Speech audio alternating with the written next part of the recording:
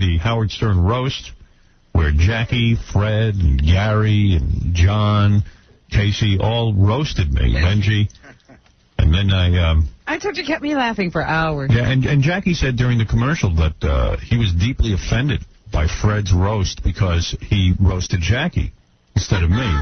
Well, it was the end. It wasn't all of it. Not only that, it was an awkward moment here during the commercials where Fred and Jackie went at it. Wait a minute. He talked to you about this off the air. Off the air. Did he talk to Fred or you? Yeah. I talked to him about. He kind of looked at me, but he wasn't really talking to me. He was talking around. Well, I'll tell you exactly what Jackie said. I'll tell you. He said to me and turned to Fred and said, "I got to tell you, the viciousness with which you attacked me during the Howard Stern roast yesterday crossed the line. Crossed the line for me." Wow. And he says, "I am now officially afraid of you." And Fred goes, "Well, I'm sorry if you feel that way." And then Jackie winked at me, so I didn't know if he was really serious or not, but I got a feeling he was. I think he's serious. Yeah. I think he's trying to cover up because he's got this false bravado. Like he can't be touched. Like, yeah, he can't be touched. He's one of the untouchables. But you think you really singed him? Right. I didn't think I would. Right. I figured I did it strictly as a form of fun. If you listen very closely to the beginning of it, I listened back. Thank God that you got out of your marriage. You are a vicious bastard. Because if you didn't get out of your marriage, you could end up like Jackie. Right. And then go ahead. Do you have it here? Do you have your roast here? Do you still have the nuts? No. What, do you want him to hurt Jackie again? Yes. No. I mean, if it hurt Jackie, this guy probably said more stuff, awful stuff about me. And you're mad. It's jokes. Were you really scared? Of course. Really? Have I said awful stuff about him, though, seriously? Oh, please. What has he said about you? About his marriage? Yeah, of course you have. I'm the only one that stands up to you. You have slid so many jokes out at my expense. I can tell you Is he right, Gary? No. I don't know that I see that, but I know that Jackie feels that Fred probably gives it to him harder because... No, that's not true. Because Fred is the creator and the main guy that does the Jackie voice. Right. So, like, Jackie might throw a joke here and there, but Fred, even off the air, will do Jackie while Jackie's trying to do something. I know that makes Jackie a little nutty. Oh, and you don't call me Martian when you walk into a room. You're going to be your Jackie. You're going to deny that. Yeah. The guy never misses an opportunity to slag me. Right. So, I mean, I'm just having fun back. Right. That's it. Well, Jackie. Okay, you're normal. Well, that got weird. That ended a conversation. Well, I thought it was very entertaining. That's all I was trying to do. I'm glad we're all in on it. That's all I was trying to do. I don't know. All right, in a couple of minutes, I'll take some... I think it was funny that we were roasting you, and halfway through his thing, he just turned and... I just thought it was funny. The joke was... I don't even know why I have to explain this joke to you. You're supposed to be a comedian. You're supposed to understand the premise of comedy. Right. That's on Mars, Fred. Come on. See? This is what I'm saying. You can't have a conversation I did with a that guy. for you. Right. You did it for me. It was a way of making fun. Go ahead, explain Fred out. He was funny. He was funny yesterday. He's pissed because he came in here and sucked. He's supposed to be a professional comedian, and he sucked. That's not vicious. Now I'm being vicious now, because now you're attacking my comedy. Screw you. Screw you and your wife in the store. Good. I'm not talking to you. It would be a pleasure not to talk to you. You haven't spoken to anybody in 20 years. What are you going to stop talking to? See, here you go. It gets personal. All right. So there it is. So that's going on in the meantime. Yeah. Doing a commercial. Right. Did I do your plug? No. All right. Jackie Penna. Oh, okay. All right. I'm really sick of doing it. He's such a whore. All right. Ganji, you go, and then I want to talk to Josh who won $1 million from i1.com. All right. I just had a couple quick things on TV tonight. Yes. First thing is... I better not say anything, because then it'll be vicious. First thing up is... First thing, did you see they're doing a John Bonet movie tonight? No, I didn't know that. It's called Getting Away with Murder. You saw it, right, Gary? John Bonet story. No, I thought it was called Perfect Town, Perfect... No. I got a different one. Maybe there's a couple that are going on. Yeah, tonight's the John Bonet Ramsey What channel is it on? Channel 5. No, I got the CBS one, I think. Fox Wow, tonight. every station is doing one. So Fox is having the John Bonet Ramsey story. Right, and they have the ending. You kind of can draw your own conclusion. They have, like, multiple endings. Oh, they're afraid to give you what they They think. can't say exactly who, but they offer you options. You can pick whoever you want.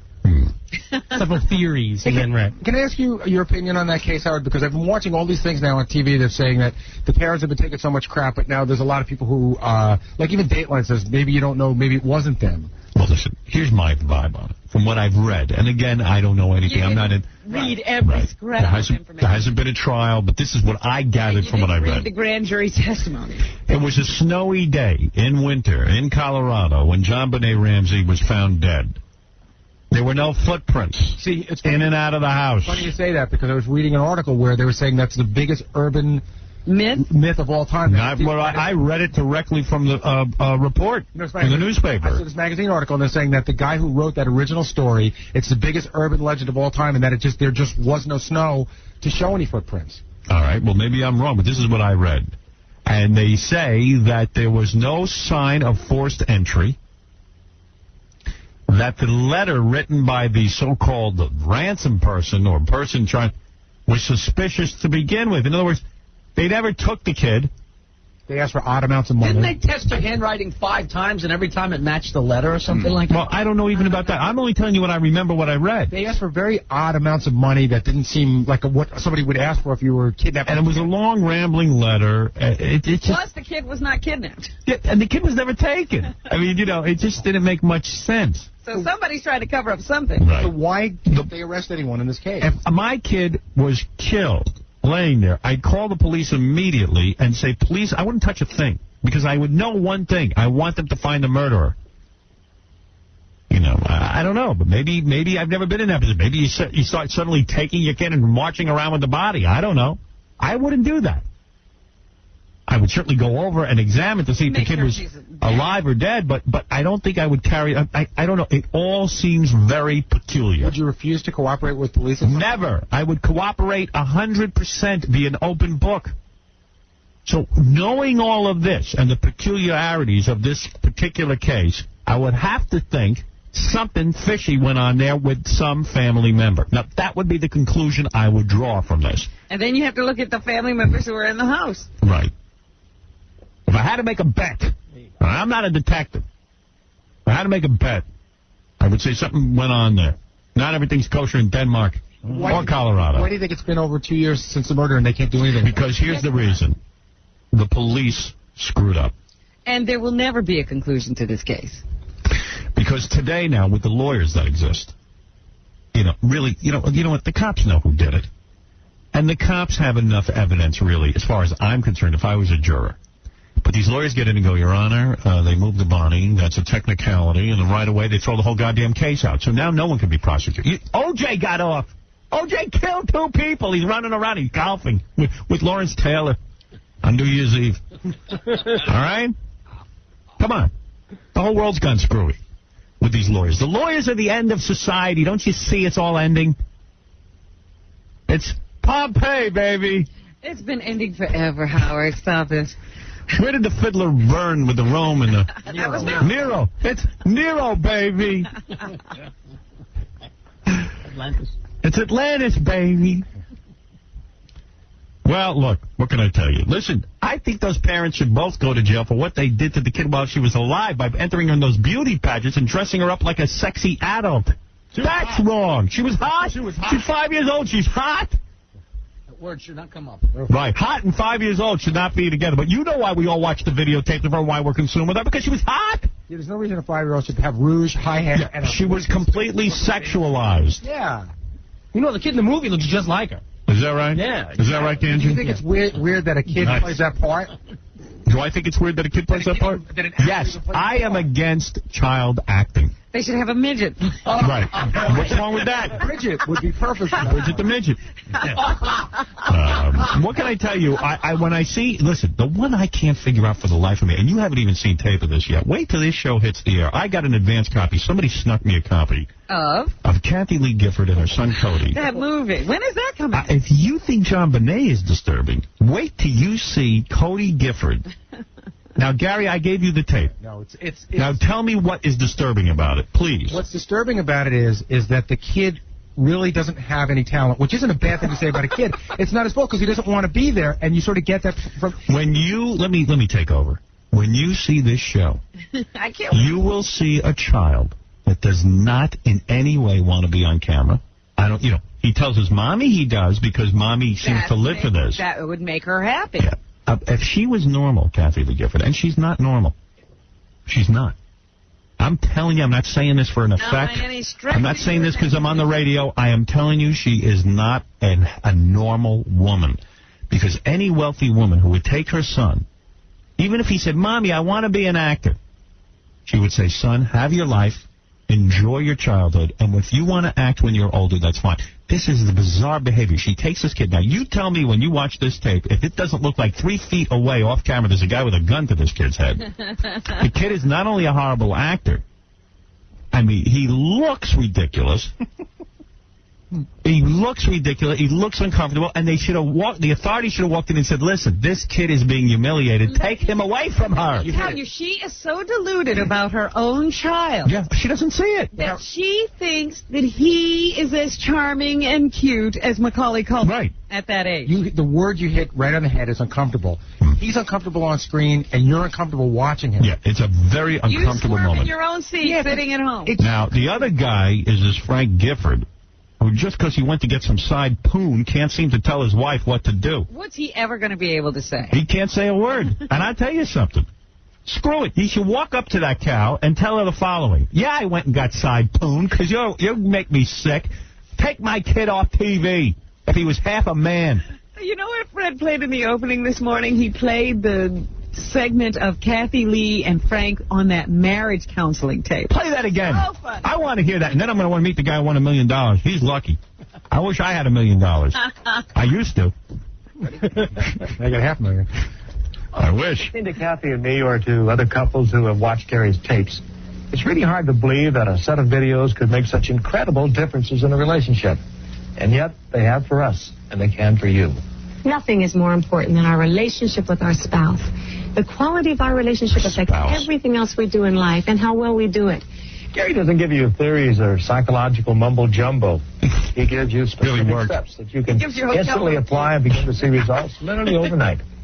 Frank and I had a really good relationship before we watched these videos, and yet both of us have gained tremendous insights to make it even better. I think a whole lot better than we even could have hoped. Oh, I love this. This is the best. And who is it? That nut from Mars is from Venus? No, this is Gary Smalley, the guy with the rocks. How big a rock was that, honey? Yes. Rocks in your marriage? Yeah, rocks in your head. Your wife says something to you, and it seems like a pebble to her, but to you it's a boulder. You know what? That doesn't help me. Yeah, okay. How do I get these rocks out of my house? Yeah. How do I get out the door? That's right. How do I go away? I can't open the door. It's blocked by rocks. How do I bang a new woman? Help, I'm sinking. Rock. I won't get my rock. Yeah. I watched that Mars guy. He's another one. Oh, boy. None of those tapes help. You know what you want to do? You want to take the tape and record porn over them. Isn't he one of those guys where he and his first wife or his current wife, they divorced. Boatload of time? He's had 3 marriages. Now he's telling everybody how to do it. I think only in the second marriage. But you think it's second? Yeah, but he's worked that into, I learned of my mistakes. But you know, one of his ex-wives also does tapes about how to have a relationship. Yeah, everybody. And they hate each other. Well, you know what the best thing is? It's like my father says. When we lived on Long Island, there was someone there who wrote a book about dieting. Someone we knew, psychologist, the psychology of diet. Says he ran into her a few years ago. He's fat as a cow. he goes, the people that know how to diet don't write books. You don't eat. That's right. They never had a problem. That's all. You know who should write a diet with? Callista Flockhart. You can barely see this woman. She knows how to diet. She's almost disappeared. I like celery. I like celery soup. Sometimes I make a celery salad. Diet's based on celery. I make faux steak out of celery. Oh, really? Okay. Yes, it's a faux steak. With faux cheese all over it. I don't put ketchup on it. It's too fat. No, use celery ketchup. Sugar-free. This is celery mayonnaise from my celery sandwich. All right, what else is quickly? All right, you're wasting my time. 21 is on tonight. 21 is on tonight. 21 with my father. And did you hear that CBS canceled Winning Lines already? What is Winning Lines? Their version of that game show. The Dick Clark one. Did it ever air? Yeah, it did. It did. I guess it didn't do as well. I guess they didn't give it a chance. Saturation level, huh? Yeah, so they're already thinking that the downfall of these shows is starting. And also, hold on one second, The Sopranos. I saw the other day. It was excellent. The new episode of Sopranos is excellent. And that's on again tonight. Particularly the new character, Richie. Yeah, he's great. Big Pussy was great. Funny. And that guy, John Sirico. Yep, very good. Very good. I like Furio. Do you like Furio? Furio's great. Furio's great. All good. All good. All good. I like when a guy's that good looking and he can do what he does. Yes. One of my sponsors is i1.com, and they are... then those idiots on The View every once in a while bring me up. They're so not in my league. I am so masterful at communicating, and this show is so pathetic that they need to bring up my name to pump the ratings up every once in a while. No picking on anybody. We're supposed to, what's our new leaf? We go after behavior. Right. We don't go after people. How come if somebody like Howard Stern, who's so mean-spirited to every... Well, listen to this. This fat cow, Star Jones, is so out of it. She says, by the way, you know, she's talking about how nice they are. She goes, we don't go after people. We just go after behavior. This is a new leaf they've turned over. Yeah. Now, then the audience starts laughing. You know why they're laughing? No one. You mean you make fun of people's behavior? That's not making fun of people? Then she proceeds to, of course, make fun of me after she just said she doesn't make fun of people. They're hysterical laughing. Let us in on the joke. What happened? They're laughing because obviously they don't agree with what you just said. We're not supposed to pick on people. We're supposed to pick on behavior. Yeah. They go, no, it's more fun to pick on people. So how come somebody like Howard Stern, whose act is very mean-spirited, people love that, but if Joan Rivers does it, then she's a bitch. Oh, I don't. Is that I don't like that radio guy. Well, a lot of people do. I never say his name. A lot of people do, though. They don't think, they think it's funny. No, a lot of people think he's an idiot, too. Yeah, I think that they get equal bashing about that. Great being. Only the audience of The View would applaud her saying I'm an idiot. Anyway, I walked down the street. She's not supposed to do this. I went and got a haircut the other day, and I'm walking down the street after the haircut. People were cheering in the street. But she just said, I don't make fun of people, I make fun of behavior. Oh, he's an idiot. Well, that's very nice. Yeah, that's... I love all these hypocrites. Right. They're despicable people who hate others, right. And they have to remind themselves to say nice things. Yeah, they won't do it. Asses. Yeah, they won't do it on the air. They'll do it off the air. Let me tell you something. I saw that fat cow, Star Jones, in the Bahamas. I made the mistake of leaving my house. And the first eyesore I see over there in that country... Who's out? Star Jones. I'm looking to see hot chicks, and who do I see? A big fat cow. And she's sitting there. Where is she? Eating. At the restaurant. At the restaurant. Outdoor restaurant. She thinks she's getting exercise because she's outdoors. And let me tell you something. It takes a long time to see all of her. And, it's so disturbing to see one of these fat people. And, of course, she's not ordering anything. She's having a sip of a drink. Meanwhile, she's sitting there starving. Right. The food's back at the room. She sat there, and someone came up to me and said, listen, you better leave. Star Jones is here. I said, what do you mean I better leave? Like he owns the world. Oh, I'm going to sit down at my table and eat. Let her come over and say something if she wants to. I said, in fact, put me at a table right near her.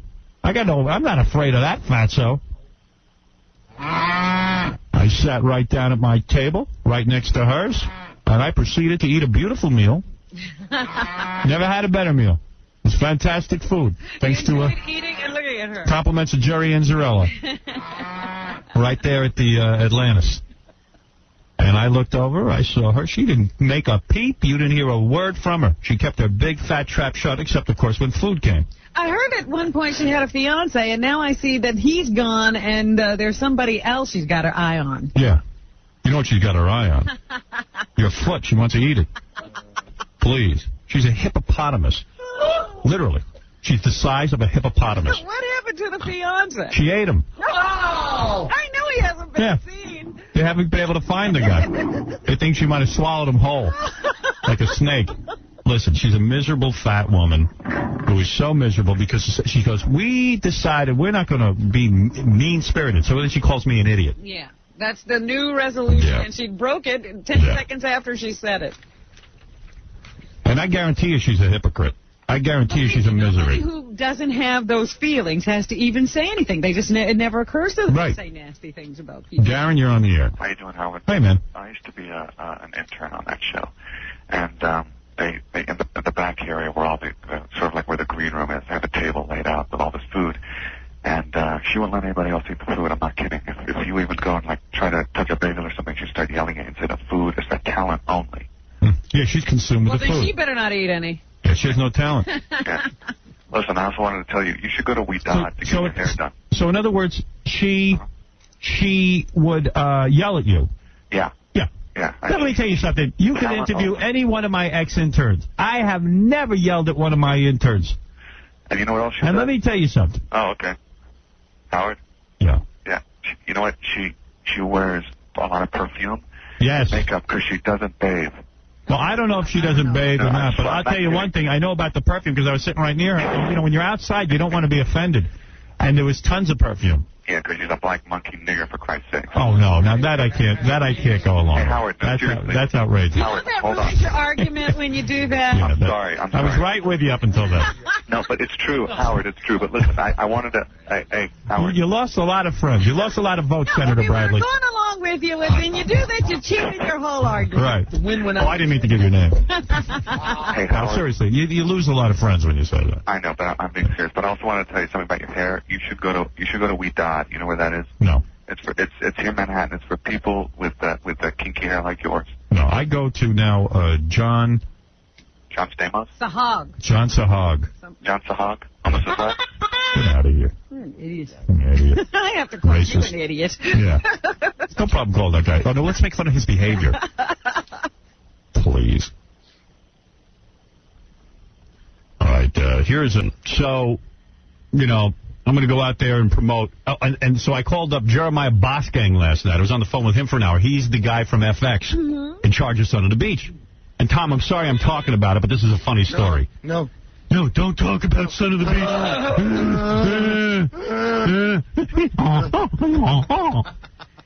Did Tom catch up with you yesterday? I was running in the halls trying to avoid him. Did you see that? I see Tom walking into our studio looking for me. I ran to get away. Howard, I was right, you know. I ran. You were coming out of the production studio. Yeah. And I saw you, and I saw Tom was walking into this studio, and then you just, like, took off. And then he saw me. He turned around, saw me running. And then he came to me and goes, you know, was that just Howard? And I wanted to help you, so I stalled a little bit. I go, what? John was trying to stall Tom. John faked the stutter. So Tom starts yelling out, Howard, and I keep running. Did he catch you? Yeah, he caught me at my office. I had the door locked. He caught me in my office. I wondered where you went, because Tom was tearing down the hall. Yeah, he goes, He goes, did you hear me yell your name out? I go, yes. I'm not going to lie to the guy. I said, yes, I did. Why didn't you stop? I go, I didn't want to talk to you. Because it was you. I'm trying to remember, what did he want again? It was something stupid. It was so funny because out of nowhere you started running. I didn't know what the hell you were doing. Then I saw Tom. It was something really dumb, too. I have no idea. I just saw the attempted escape. Well, then Tom's a weird guy. This is our boss. This guy is so whacked out of his head. What did he want yesterday? Do you remember? I don't know, but I know that him and Gary got into like a weird discussion. But, about the I-1 thing? Yeah. Yeah, but I'm going to talk about that. Yeah. But Casey, what did Tom finally track me down? I don't even know why he was running after me. Casey was there. And he said something to me, and I just said, okay, leave. People chasing each other. People chasing. I don't want to talk to him. What was he talking about? Do you remember? He was talking about the child molester. Oh, yeah, right. Yeah, we're trying to, yeah, okay. Oh. So some authorities want to, try and track their child molester guy down, and I said, good. Go get him. So, oh, yeah, so this is just one more thing. Tom is so weird. This is a very strange concept. Tom didn't want us to do Butt Billionaire. Right. Where we gave away Kendra Jade's butt. Yeah. So he wouldn't pay for the AIDS test for the guys. Yeah. So, which means, hey, Howard, you pay for it. No, I think... And I'm like, seriously, and I'm like, well, wait a second. What am I? Am I an independent guy, or do I work for a radio station? He doesn't like Butt Billionaire. Why not? Who cares what he likes? Just shut up and count your money. But see, I found out that he meant it a different way, but I didn't interpret it correctly. He said, when I said I need money for the AIDS test, he says, well, I don't like this bit at all, and I'm not paying. Yeah. So you know what we did? So then he said, in fact, I'm going to talk to Howard about it. So I think he figured out that meant to me that the bit wasn't going to happen. I see. But he never said that. And the bit did happen. No, the bit's happening. I'm sick of him. And it happened and was a great bit. He doesn't like it. He just doesn't like it. Right. He never likes anything. Yeah. Of course not. He wouldn't like anything I've done my entire career when you think about it. Yeah. He would have been the first guy to fire me. And he always goes, no, I wouldn't. The painting of breasts. Right. Please. I wouldn't be doing anything. Why does it? Yeah, what's the difference between painting or breasts? It panders. It panders selfishly to the... You know what the other funny is? He's an idiot. Howard goes, Tom, what's the difference between having sex with a porn star and Butt Billionaire? And Tom goes, to tell you the truth, I was out during sex with a porn star, and I probably would have squashed that.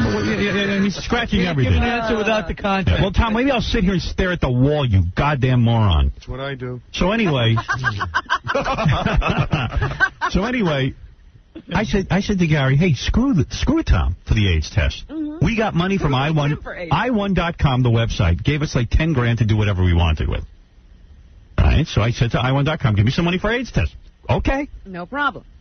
So now Tom went to Gary yesterday. And what did he say? And he goes, from now on... No. He told me he contacted I1 already. Yeah, can you imagine he contacted our sponsor? And then said what? You know what? He rips my balls out every time. Imagine contacting a sponsor and he says, from now on, all money you give to the Howard Stern Show has to be approved by me first. That's our line. Yeah, so you know what? I look like an idiot to my sponsor. Right, now you got your mommy calling. Yeah, my mommy. Saying, look, I don't want my son to have candy. That's all right. Candy to me and I'll dole it. We're almost done with this guy. Trust me on that. Robin, as God is my witness, we're almost done with this guy. That's all I'll say. I heard him tell Gary, he's like, it's my air. I'm almost done with it. Because it's his air. It's his air. No, this air is only valuable because something's going on during the show. Yeah, let's see him get a rating point. I'll just put on Grease Man. Or the other Howard Stern imitators the company now puts on every minute. Oh, his bottom line. Oh, his bottom line. One of these days. Yeah. He's really responsible for his bottom line. Right. Oh, I mean, they got to get this guy. I'm going to have a meeting with Mel. I've got one lined up. And I'm just going to say, Mel, I love working for you. I love the company. You got to get this guy off my back. You got to help me out. You can't leave me alone with this guy. It's like, I said, how come you moved out of the building? You don't want to be with him either. How come I got to be with him? You be with him. I don't want to be with him. What an insult. Now I'm calling the sponsor. Oh, yeah, he just, instead of coming to me and saying, listen, I'm going to call your sponsor. And I would have said, no, you're not calling my sponsor. You make me sound like an imbecile. Ridiculous. Well, I felt... Mommy. Because I had emailed the guy from I1 earlier in the day, and I said, hey, I have some other things that we want to do. And I realized now, I'll tell you what I asked him for. I need to pay for a limo for Kendra Jade from Hartford to here, because we're going to do the bid again. Right. So what's the good of having this money? They're going to have to call Tom and say, guess what? We got a memo from Gary. Because I didn't know. Yeah, you know what? This is absurd. It's back to the same problem. Yeah, I'm up to the same problem again. So whatever Tom doesn't like... excuse me, Tom. If I listened to you my entire career, I wouldn't have anything to do. You stupid putz. Get him off my back, Mel. Please, here... Forget about anybody else in the audience. I'm talking to Mel directly. Get this guy away from me. I'm going nuts. These guys think it's a bit. It's not a bit. You know, Laura, my assistant, said, I know when you're telling the truth. She goes, I hear you. You don't want to be near this guy. I don't want him in my life. Get him away from me. I mean, Mel always says to me, when you're running from him in the hall. Mel always says to me, if you don't want Tom, we have to get someone else. Get someone else. Get someone else.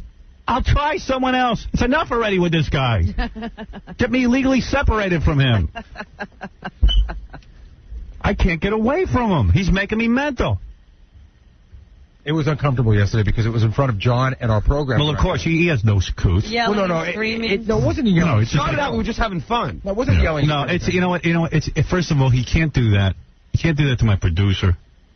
Can't do it with the sponsors. This is an in-house situation. They would never do that to Letterman. They're afraid of Letterman. They're not afraid of me. I'm sick of it. I'm sick of them not being afraid of me. He treats you like a child. No, but Howard, the bigger point is, we're talking about we're going to get the money from I1.com. The bigger point is that there should be some sort of a budget or a discussion. Like, I shouldn't even have to go to I1 to get money from No, we should have our own. I should be able to get a limo. But there has never been a budget, and Tom wants to have approval over every voucher and expenditure. Yeah, because you know what? He's got nothing. Do you think if a guy had anything to do all day, he'd have time to sit there and worry about calling I1.com? Absolutely not.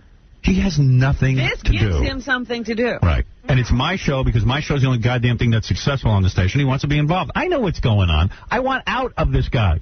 I'll stay here another 5 years. Get rid of him. I'll take less money. Just get rid of him. Get him out. Transfer him to Philadelphia. Anywhere. I don't care. Transfer him to FAN. Let him work with Imus. Please, anywhere. Bring Boy Lee Davis in here. Switch general managers. I don't care. Don't even have a general manager. I have a general manager for the rest of the day. And leave me alone. I want to deal directly with Mel. That's it. Someone's got something to say to me, I want it to be Mel, not Tom Chiusano. I can't deal with a guy who doesn't have brain power. Or promote Bucky. Make Bucky the general manager. I'll deal with him. I'd rather deal with Bucky. He's relaxed. Ed. Right. Ed Moyer. Anyone. Ed's perfect because he's not here from 11 till 4. I really don't want to deal with this. I really am tired of it. I'm tired of this guy with his smile. I'm tired of it. He's a nice guy off the air. I got no problem with the man. Just give him a different job. It's time to mix it up. Give me somebody new. Oh, here's Tom. I don't want to talk to Tom. What is it, Tom? Yes, Tom. You're a nice guy. This is not personal. It's professional. You can kiss my big you-know-what. Go ahead. Whip it out. Don't say it. Yeah. I can't take it with you and I want that. I got to find... You can keep talking, I'll keep talking, and we're both not to be heard. All right, let's hear you. You can mischaracterize conversations all you want, which is what you do on a regular basis, and it is part of the art of your show. I got no problem with that. What did I mischaracterize? You weren't there yesterday for the conversation with Gary. You have no idea what the tone Did Gary say it wrong? Was. No, the tone was... Who cares what the tone is? It's the message I don't like. Tom, I told him it wasn't angry or you yelling at me. You weren't yelling. No, it was just very conversational. I just sort of... Howard's characterization of Tom has no clue. He shouldn't be talking about... It wasn't... Should not. It was it's embarrassing to me. You're calling the sponsors, Tom. Tom, you're embarrassing me. Robin, you don't know what the hell you're talking about. Did you call the sponsors? You have no idea what you're talking about. Did you call? Did you call? Robin? Did you call? Yes. Did you call? Did you call the sponsor? Excuse me, wait a minute. I'm on a cell phone. It's breaking up. Did you call the sponsor? Hello? Yeah, he's got yeah, because he can't, you know what? Because he's completely out of line. That question. Yeah. He did call the sponsor. Of course he did. Of course he did. And I don't care how lighthearted it is. When you get a hold of my producer and you tell people in front of everybody how great you are that you now called i1.com, it's putting yourself up like, hey, I showed you guys, and spread the word. It's a pissing contest every 10 minutes. I'm tired of being adversarial with the people I work with. That's an adversarial move. I don't care how lighthearted it was. It's, look what I did. I ripped Howard's balls out. Right. I mean, you don't have to yell when you say, guess what, i1.com will have to call me every time you ask me for money. Yeah, I mean, at this point, I've been in the game too long for this kind of treatment. This guy's a nuisance to me. He really is a nuisance. It's like a gnat on my eye every minute. I don't want it anymore. I don't want to work with him. That's all. It's not the way you conduct yourself. That's like, hey, John and everyone else, look at me. I got Howard under control. Look at me. You tried to get around me one way? Well, I fixed that loophole. Yeah. That was the uncomfortable part of the conversation where it did get weird. Because Tom didn't yell at me, but there was a part where it got odd where Tom said, you know, when you... He's going to spring the news on you in front of John, and who else was there? Mr. Kingston. Oh, of course. Hey, Steve, look at me. Look what I can do. I can take their money away from them. All I know is at some point me and Steve just started talking. No, well, this is his way of showing everyone that he's in control. Yes. He has Howard under control. I'm tired of everyone trying to prove how under control I am. I'm not under control. Believe me. That's a problem I got now. I'm clearly out of control. Trust me, I don't even know what I'm going to do in any given minute. Well, that's the other rap that we get, that, you know, that you're incorrigible, so now it's our job to be controlled. No. We get that quite a bit. No, that's absurd. The only thing that's out of control is my anger toward Tom for doing that. Like, you have to know not to tell Howard things like that, because... now you weren't supposed to tell. No, not I'm talking about even bigger things. Oh, here's Tom. Suddenly his connection's better. Oh, you're back. No, listen, there's a bad sell on the No. Are you ready to tell us whether or not you called my sponsor? I know it's your sponsor. Yeah, my sponsor. It's the station's sponsor. The station's account. Why do you have to, in front of Kingston and in front of Stuttering John, prove to everybody that you can control the flow of money to this show? That's not the case. Why wouldn't you keep that confidential? That's a mischaracterization of the conversation. Why wouldn't you keep that confidential? Why wouldn't you keep that confidential? Is it so you can prove to everyone what a big man you are? No, it has nothing to do with that. No, none at all. No. Why did you do it in front of everyone then? It could be the conversation happened spontaneously. I wasn't the one who brought the topic up. Well, I don't care. Why not say that? I don't care. You know what? Nobody's business. That you don't care. No, I care that you bring up my business in front of Stuttering John and Steve Kingston. I didn't bring your business up. I'm not the one who brought I1 up. You're the one who talked about it. No. Wait, hold on. Wait a second. You're the one who divulged confidential information. Wait a second. I am the one. You know what? I'll be there in 5 minutes. Why don't you? I'm not interested. I'm not interested in you anymore. It's all right. Do what you want, Tom. The clock is ticking. It's fine. No, you know, Howard. I'm dealing with Mel from now on. No problem. You're not my general manager. I'm firing you. I work for Mel Karmazin, and that's who I answer to. And so do I. And no, you don't.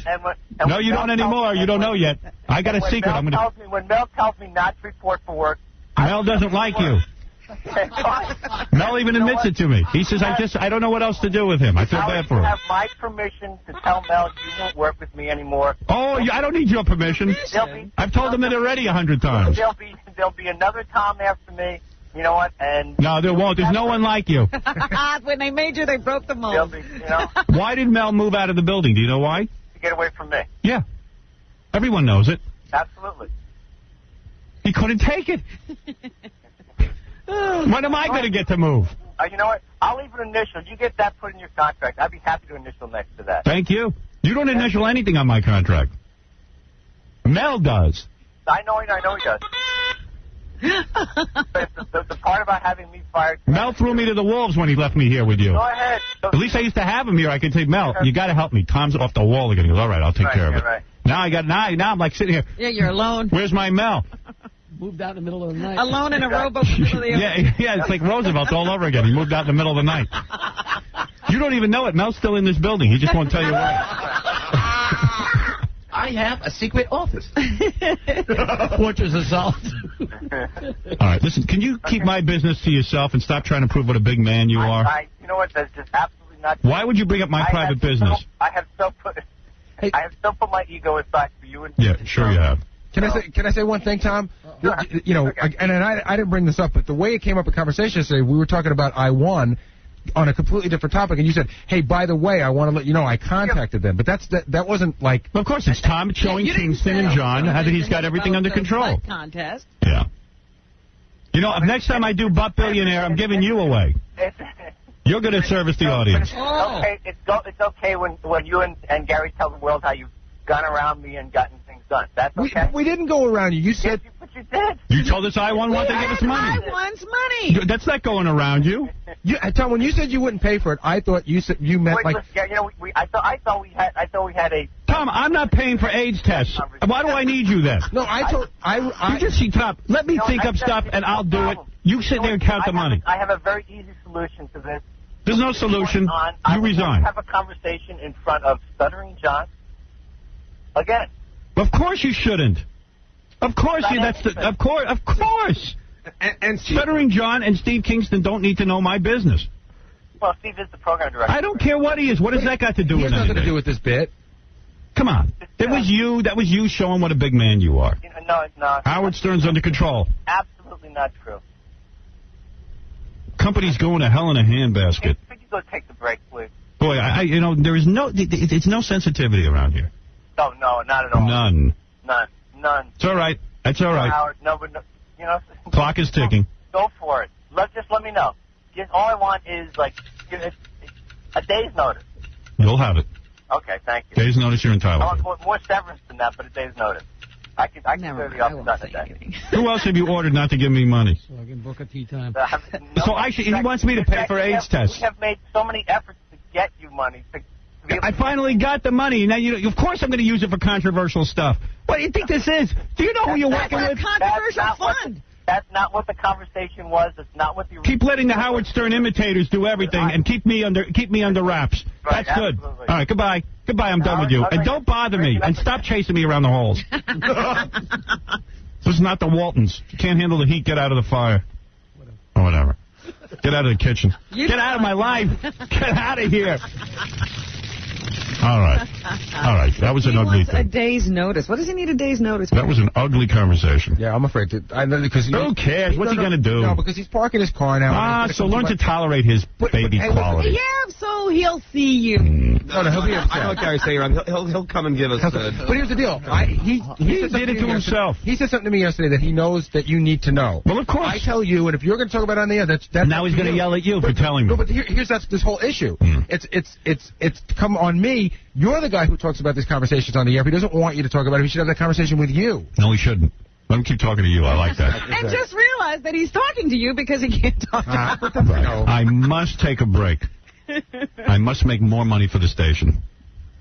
That Tom will keep away from you. Yeah, so they can withhold it from me. Any tests? They're a station sponsor, but I mean, how much money would they be spending on the station without you? I will not pay for AIDS tests. The point is that we had a direct relationship with I1.com, and Tom interrupted it. If that's the point. Yeah.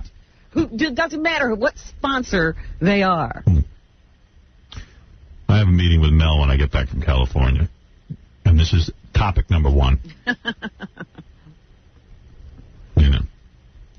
Thank you. I must take a break.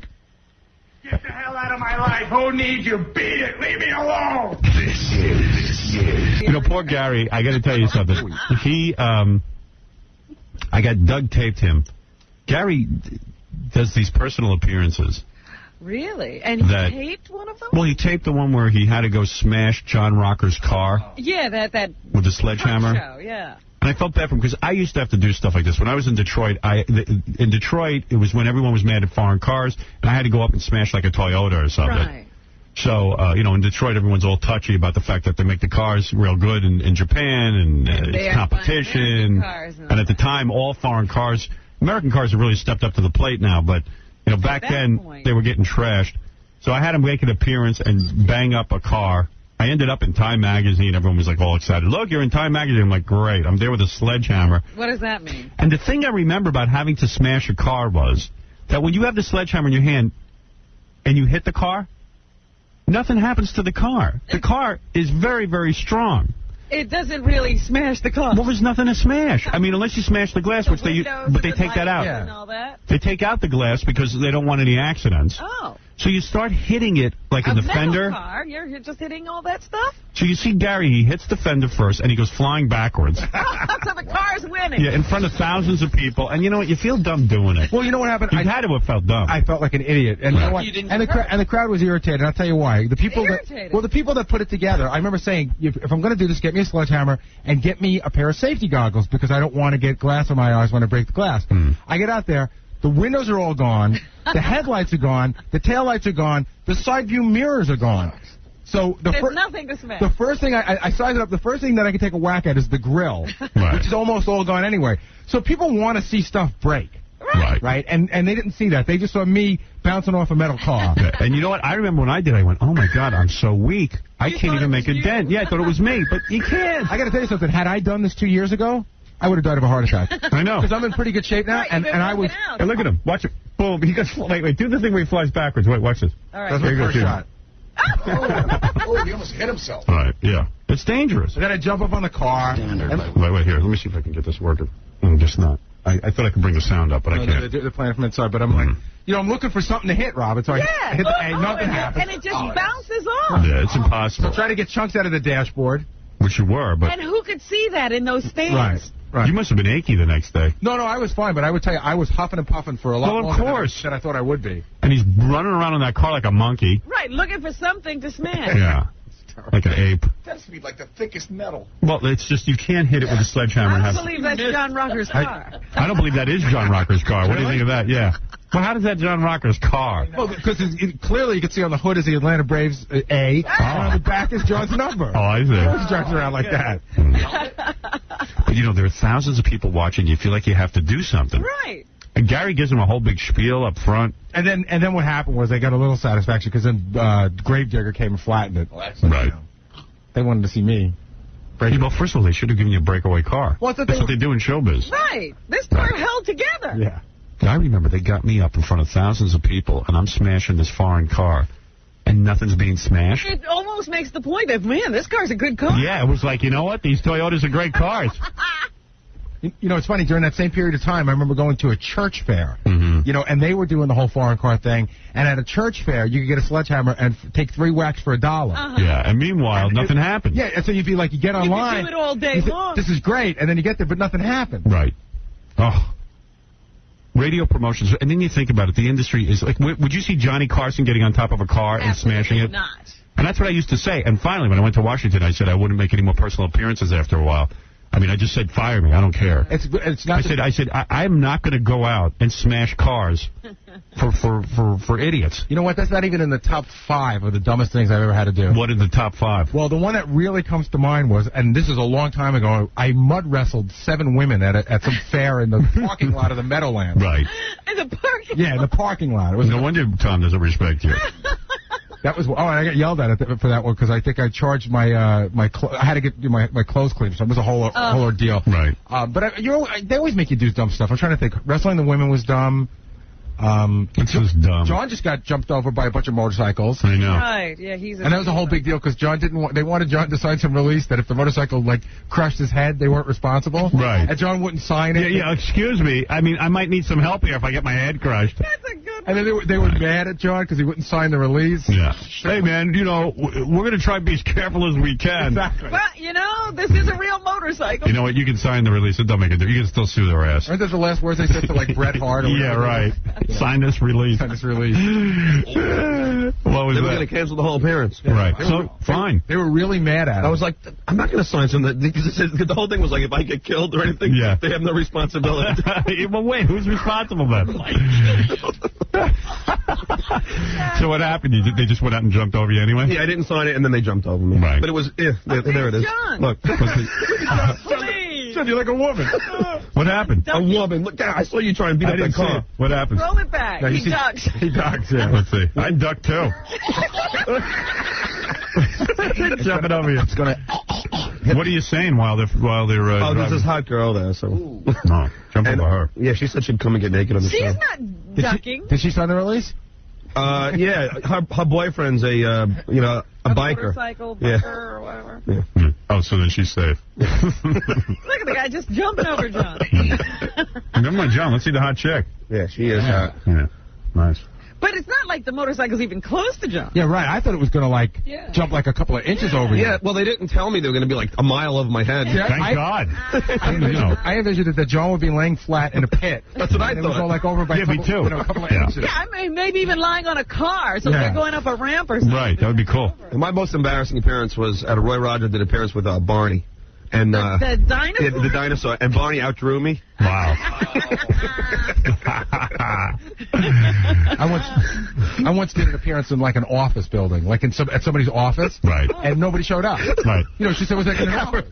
Why did the guy think that people would show up to an office? I have no idea. And I kept saying, I'm not sure this is going to work out. They're like, no, this will be great because you're on the Howard Stern show. And I go, I don't know. This is, again, a long time ago. It's the most embarrassing thing. I was in an appearance at a stereo place. And they have this big hero, like a food for all the people that show up. Wait a minute. There was nobody there. Hey, wait a minute. That's my story. And you sit there and the guy's like, you know he's paying a decent amount of money. For the giant hero. and for me... And you sit there so embarrassed, and like the heat is on the back of your head from the guy going, you best. Yeah, no, I had that one too, Howard. The guy had his whole family come down. Yeah. He had his whole family. He got a 6-foot hero with a huge crowd that was going to show up. Right. His in-laws, his wife, aunts and uncles, everybody there. Right. They're all standing behind the counter staring at me. Somebody comes in that looks about 25 years old. So, hey, I'm thrilled because somebody's here. And he's like, do you have the new Alpine stereo? I was like, I got to ask him. And you know what? 2 hours is like... Because there's someone holding the hands on the clock and won't let In Washington, I had to do that. I went to a record store appearance with one person or something like, and then the person came in and kicked me in the nuts. What? Yeah, remember that, Fred? Oh, that was horrible. Yeah.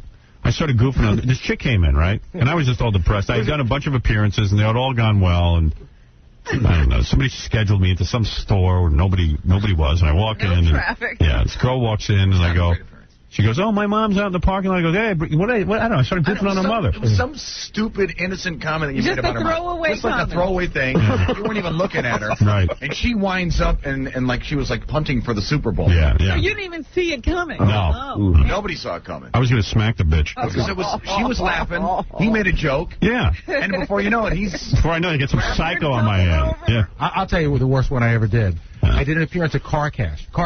Great place to sell your car, not an exciting place to come and see me. Right. You know, it's a garage. Right. Where you can bring your car and it's in a way out of the way place. Yeah, it's way out of the way. Yeah, you got to kind of know, like the sponsor has to know that, you know, who's going to go to Car Cash to see Gary? There's no foot traffic at Car Cash. Right. People come in to sell their cars. Right. So like, and then you know what was really bad about it? I remember that, like, nobody came, right? Nobody came. Of course. And about an hour in, one guy came, and it was one of those really wacky super fans that has every single thing that you, Howard, have ever touched. Thank God. In a Ziploc bag. Thank God. No, but now you have to sit and talk to that guy for an hour. Yeah, but that's great. Something to do. At least you have somebody to talk to. Like if High Pitch Eric shows up, no, you got to understand. You're ecstatic. The people at Car Cash, that's not what they want. That's not what that's yeah, but meanwhile, it kept you busy from dealing with the guys at Car Cash. Not all that busy, believe me. Right. And it's always embarrassing when somebody goes, so, where is everybody? Oh, God. You know, it's raining, but where is everybody? I don't know. Go ask them.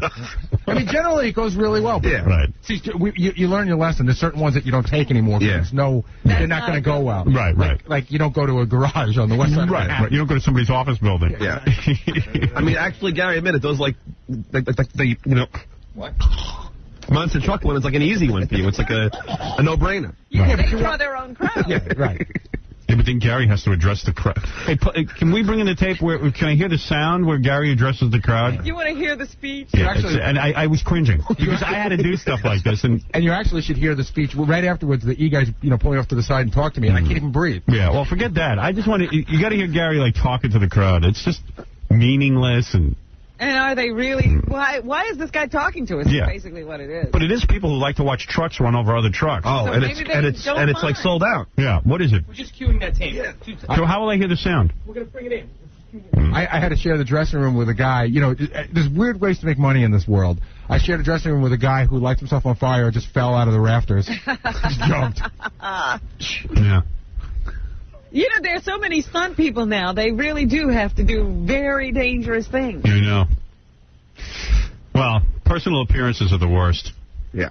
The worst. Because and the other thing is that you have to sit there and let people insult you, especially in my case. Like somebody comes up and says, "Hey, horse dude jackass," And you're like, "Hey, thanks." Like one time you were goofing on me, and you were saying, we were talking about the weirdest things that have ever happened to my appearances, and I had one like that Friday at a Burger King.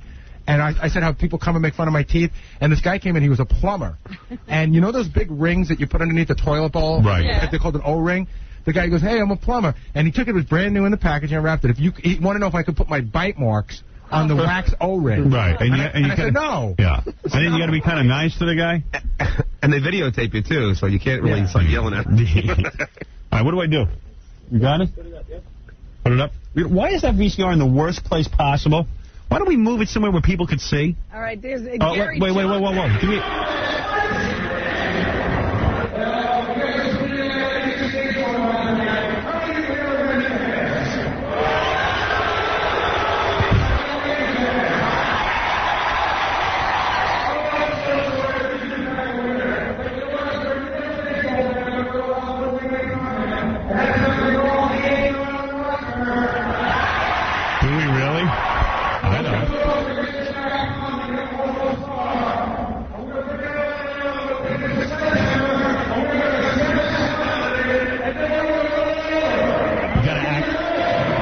Like you're into smashing the car. Being a wrestler. Yeah, that's what it makes me think.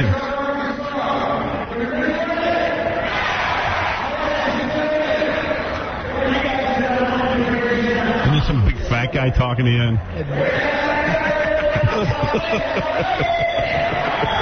And then they're screaming out Baba Booey, and you're running back and forth, with the hammer. Now, how long after that do you have to stay there? Oh, like 2 hours. Oh, my God. Why do you have to stay there? Because this is like, that's the show starting, right? Yeah. That's the beginning of the show. You're like halftime. So now I'm like after halftime. Wow. Oh. Sold out. Oh, and he goes, "Hey, Baba Booey's here." Why are you rewinding it? I don't know what you're doing. You're killing me, though. What are they doing? I thought he was going to play where Gary gets, hits the car. No. Hey, go ahead. Just play that. Play where you are. Oh, you're playing the whole thing over again. Okay, forget it. That's cool. Anyway, I don't know. Where do you go for that 2 hours? Oh, they sent us right up to the luxury box where we could watch the whole show, which is great. Great. Which is what? What trucks hitting other bring your trucks? wife down? No. Which is what? Trucks hitting other trucks? Well, it were two different things going on. It was the trucks that race each other, the monster trucks that race each other, and then and when they weren't doing that, it was the motorcycle guys who race each other. But then in the middle, they were on trikes. And then in the middle, they get into fights, and they push each other off the trikes, and they beat each other up. I mean, there's no way you were into, like, trashing John Rocker's car, right? And it was the team from New York versus the team from Atlanta. They should have, like, a professional wrestler type who's going to scream and yell at the truck, and you know what I mean? Sean, you're on the air. Howard? Yeah. You know, I broke my leg yesterday. That's why I'm this. What do you want from me? I seen Gary at a Jets game. What? A Jets game? At a Jets game. A Jets game. and me and my friends were screaming horse tooth jackass, and as soon as he got upset, then we started throwing peanuts at him. and you'd be amazed at how that head moves like a seal catching all them. How come I don't remember that game? Because you're a horse tooth jackass. All right, thank you. But I'll tell you, Howard, when you do an event like that, you see how big the Coliseum is? Doesn't matter how many people are yelling, you always hear the one guy. There's one guy whose voice just cuts through the whole crowd. You big tooth idiot! Right. You're a moron! You horse tooth jackass! Well, even when, like there's thousands of people watching it, like when you say, hey, everybody, I'll see you in a little. Can you wait to do this? I bet you can't wait to do this. And aren't you saying that because you want to just make sure they're all awake? Yeah, you're trying to get a response to the crowd. I know. The promoter wants you to, go get them pumped up. Yeah. Go do your thing. Yeah, go do your thing. Yeah, I mean, it's unbelievable. See, I'm pretty upfront. I tell people I don't have a thing. Yeah. All right, I got to... Does it, Gary smiles, and I see Gary's big teeth. So right. Takes your mind off of what's going on. Right. We said yesterday that Gary's dentist should get the electric chair, but... I didn't hear that because I went to see him yesterday. Right. You must not have heard it. Howard, when something serious happens, that Gary has to look at, has a serious face. The serious Gary? Over the teeth, and the lips like stretching. Yeah. You need an elephant to pull that canvas over. I actually just finished week 3 of a 4-week tune-up on my gums. Right. Oh, yeah, what are you doing? They're just tightening them up. What are you going? You're tightening your gums? You know what I mean? They just think they scrape them underneath. No engine. What do you mean tighten? No, they don't tighten. They go under your gums and they scrape them. Get all the junk out from there. And how long does it take to scrape yours? It's 1 week, 1 quadrant per week. You know what's weird? Like I go to Dr. Kaplan for a teeth cleaning. And it's one session. It's one session. You go once every 3 or 4 months. Okay, you spend a longer time at the eye doctor. My area of concentration. But he has to go. It's like, you ever see them when they clean buildings in Manhattan? They take them a section at a time. It's not that far off. I swear, why do they? You mean your teeth are so big that they have to go 4 weeks into a cleaning? Here's how it works. No wonder you don't want to go for a cleaning. Here's how it works. No, it's not a cleaning. He's getting cleaned all the time. It's more than I don't do this. The last time I had this done was like 8 years ago. In order to clean one of the quadrants, you have to get Novocaine. No. You get Novocaine for a teeth cleaning? Did I clean like an elephant? Under my gums. Wow. What are these pliers? Yeah, exactly. You know what they do? You ever see when they shoot the animals in the wild, and then they sedate them, and then they work on their mouths? Yeah. Right. He's like a lion when he has to be sedated.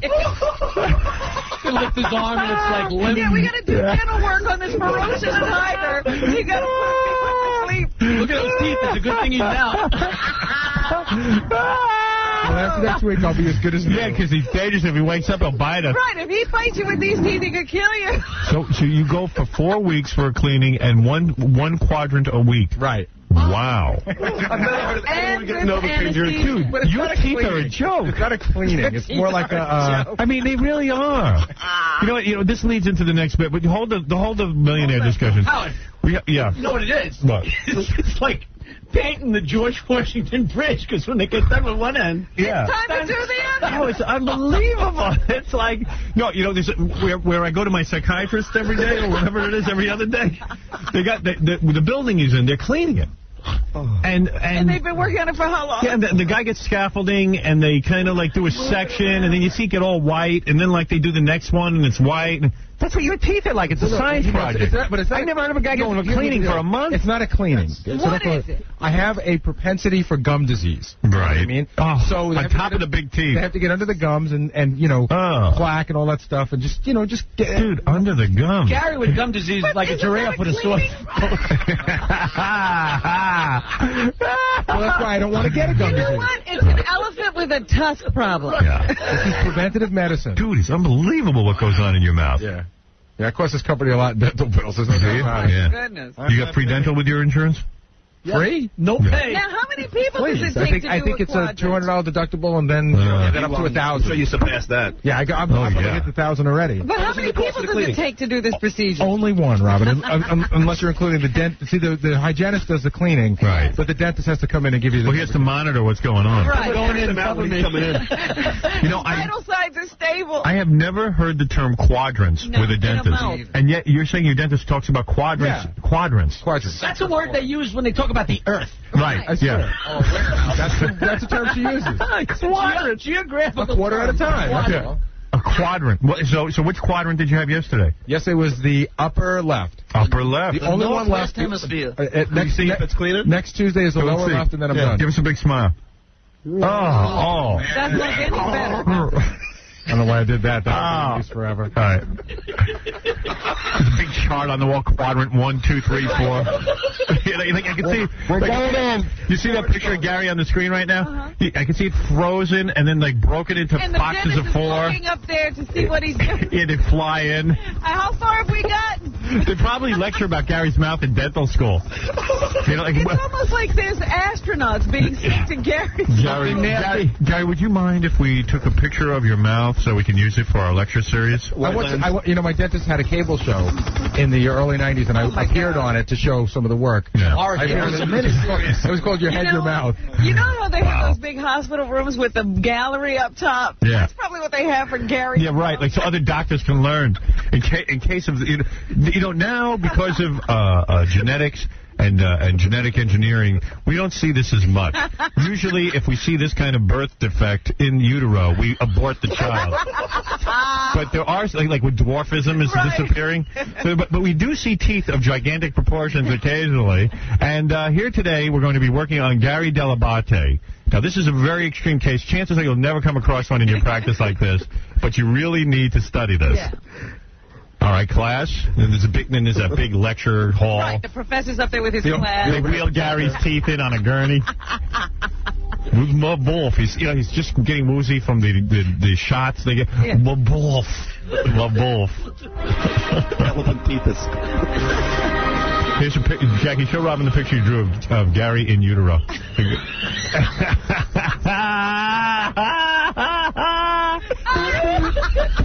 It's a little tiny baby with giant teeth. Big teeth. Yeah, Jackie, too bad they can't predict alcoholism in utero.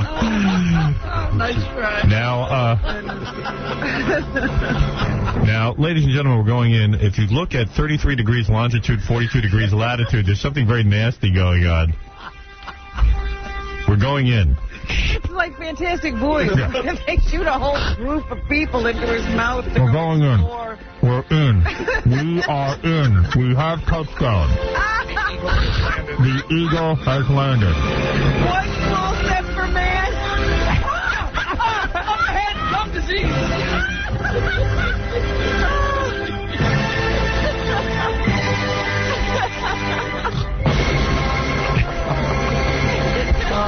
We are in. You have landed in the upper left quadrant. As long as we are. Oh, he's getting real irritated. No, look at the cameraman's making this really weird move. I know they're using it, but like he's woozy. Yeah. 4 visits for 1 cleaning. I never heard of that. 4 visits for a tooth cleaning. Don't call it a cleaning. You called it a cleaning. No, I shouldn't call it a cleaning. I call it a gum scraping. Oh, can you imagine 4 visits to the dentist? In quadrants, they break down his mouth? Yeah, I already hit my deductible on March 8th. I mean, that is funny. For the whole year. I Novocaine for his cleaning. I never heard of that. Just amazing. At 9 o'clock the night before, the dentist's like, honey, I got to get to bed. You have heard of it. You have heard of it, but it's only in veterinary dentistry. Yeah. Honey, what's going on tomorrow in the practice? Well, oh, my God, Gary's coming in. I'm going to be doing the upper third quadrant. Cancel all of the quadrants. We're going to take a beating on this one. It's a major operation. This kid's costing me a fortune.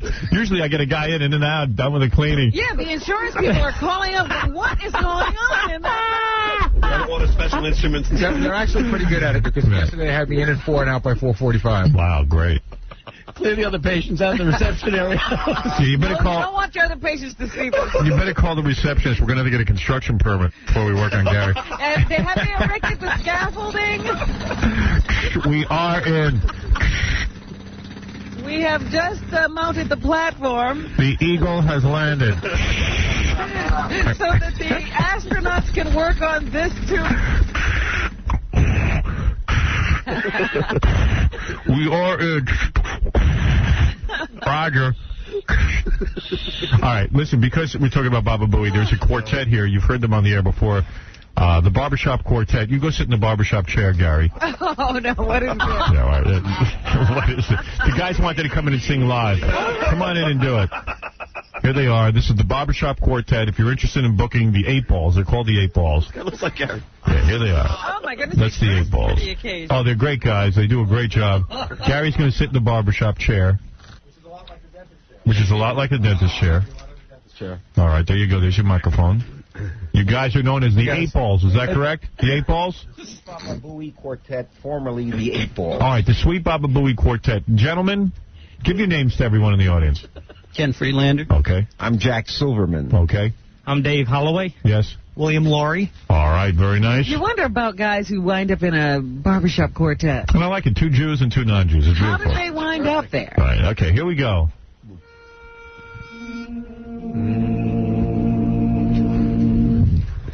Sweet Baba Booey.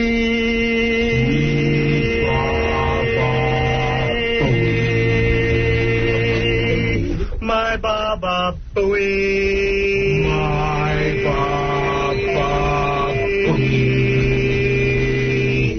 You're the flower of my heart. Sweet Baba Booey.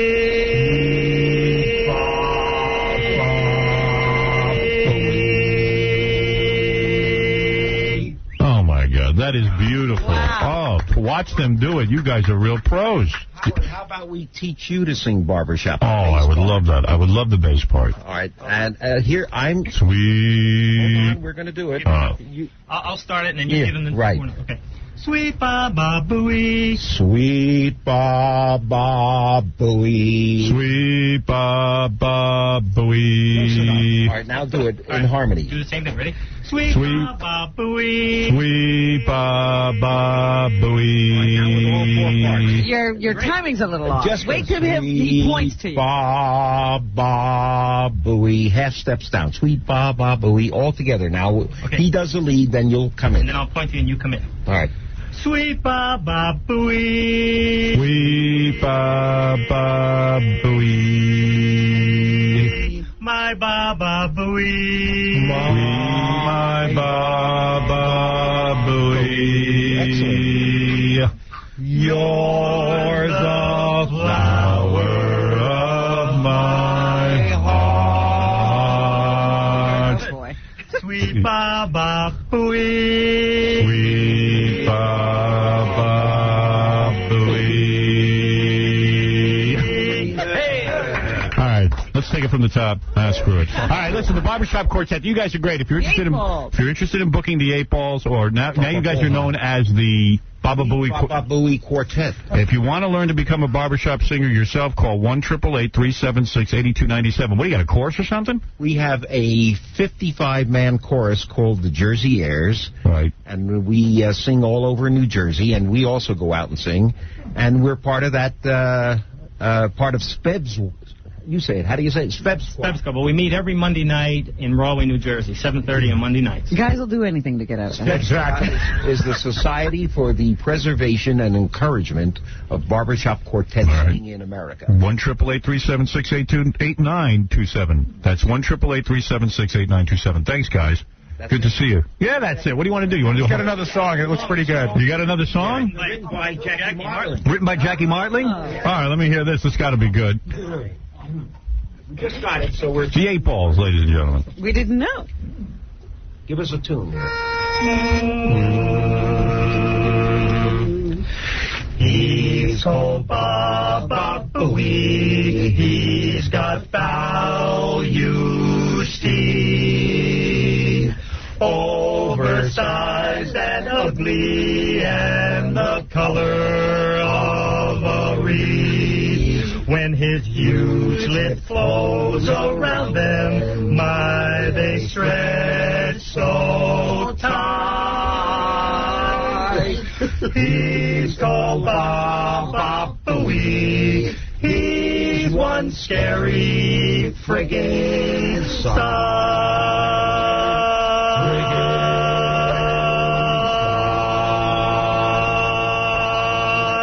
Oh, that is beautiful. Why do I love that barbershop quartet stuff so much? I always dig that, man. Do you love that? Really? I only love it when they're singing Baba Booey songs. Maybe that's it. We have one last one. One last one. What a treat today. My big half Jewish nose. Oh, thank you. All right. Now we're talking. Maybe I ought to get in the barbershop chair. Go ahead. We just got this one, too. Here we go. My big half-Jewish nose, a wiener that hardly grows. But none can compare with my nice feet and hair and my big half-Jewish nose. My wife said I'm distant and cold, but my tongue is oh so bold. Imitators I'll lick with my lightning quick wit. Each morning at dawning I thumb my nose to those jerks who copy my show.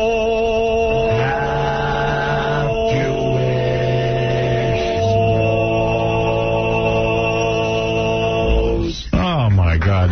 I don't think the lyrics were funny, but you guys are good. I mean, wow. You guys are great. So, again, I'll give the number 1-888-376-8927. I tell you, that's really great. You guys are the best. And we got to take a short break, and we'll be back right after these words. Okay, thank you. Thanks, guys. Stern Show. Hello, I'm Mark Harris. And if your mother has a lot of money, you should introduce me. If she's very old and very wealthy, you take care of her. Don't worry, you're not queer, even though you're listening to this. Don't worry at anything. Just be positive. This is all a bunch of bunk. And I don't have to read it if I don't want to, but I don't mind because it's all so silly and stupid. But I would like to sing for you. Howard Stern. And now, another moment in Crackhead Bob History. Today, he's Crackhead Bob. But before that, did you know that he was an auctioneer? Are you kidding? Sorry, must have been a misprint.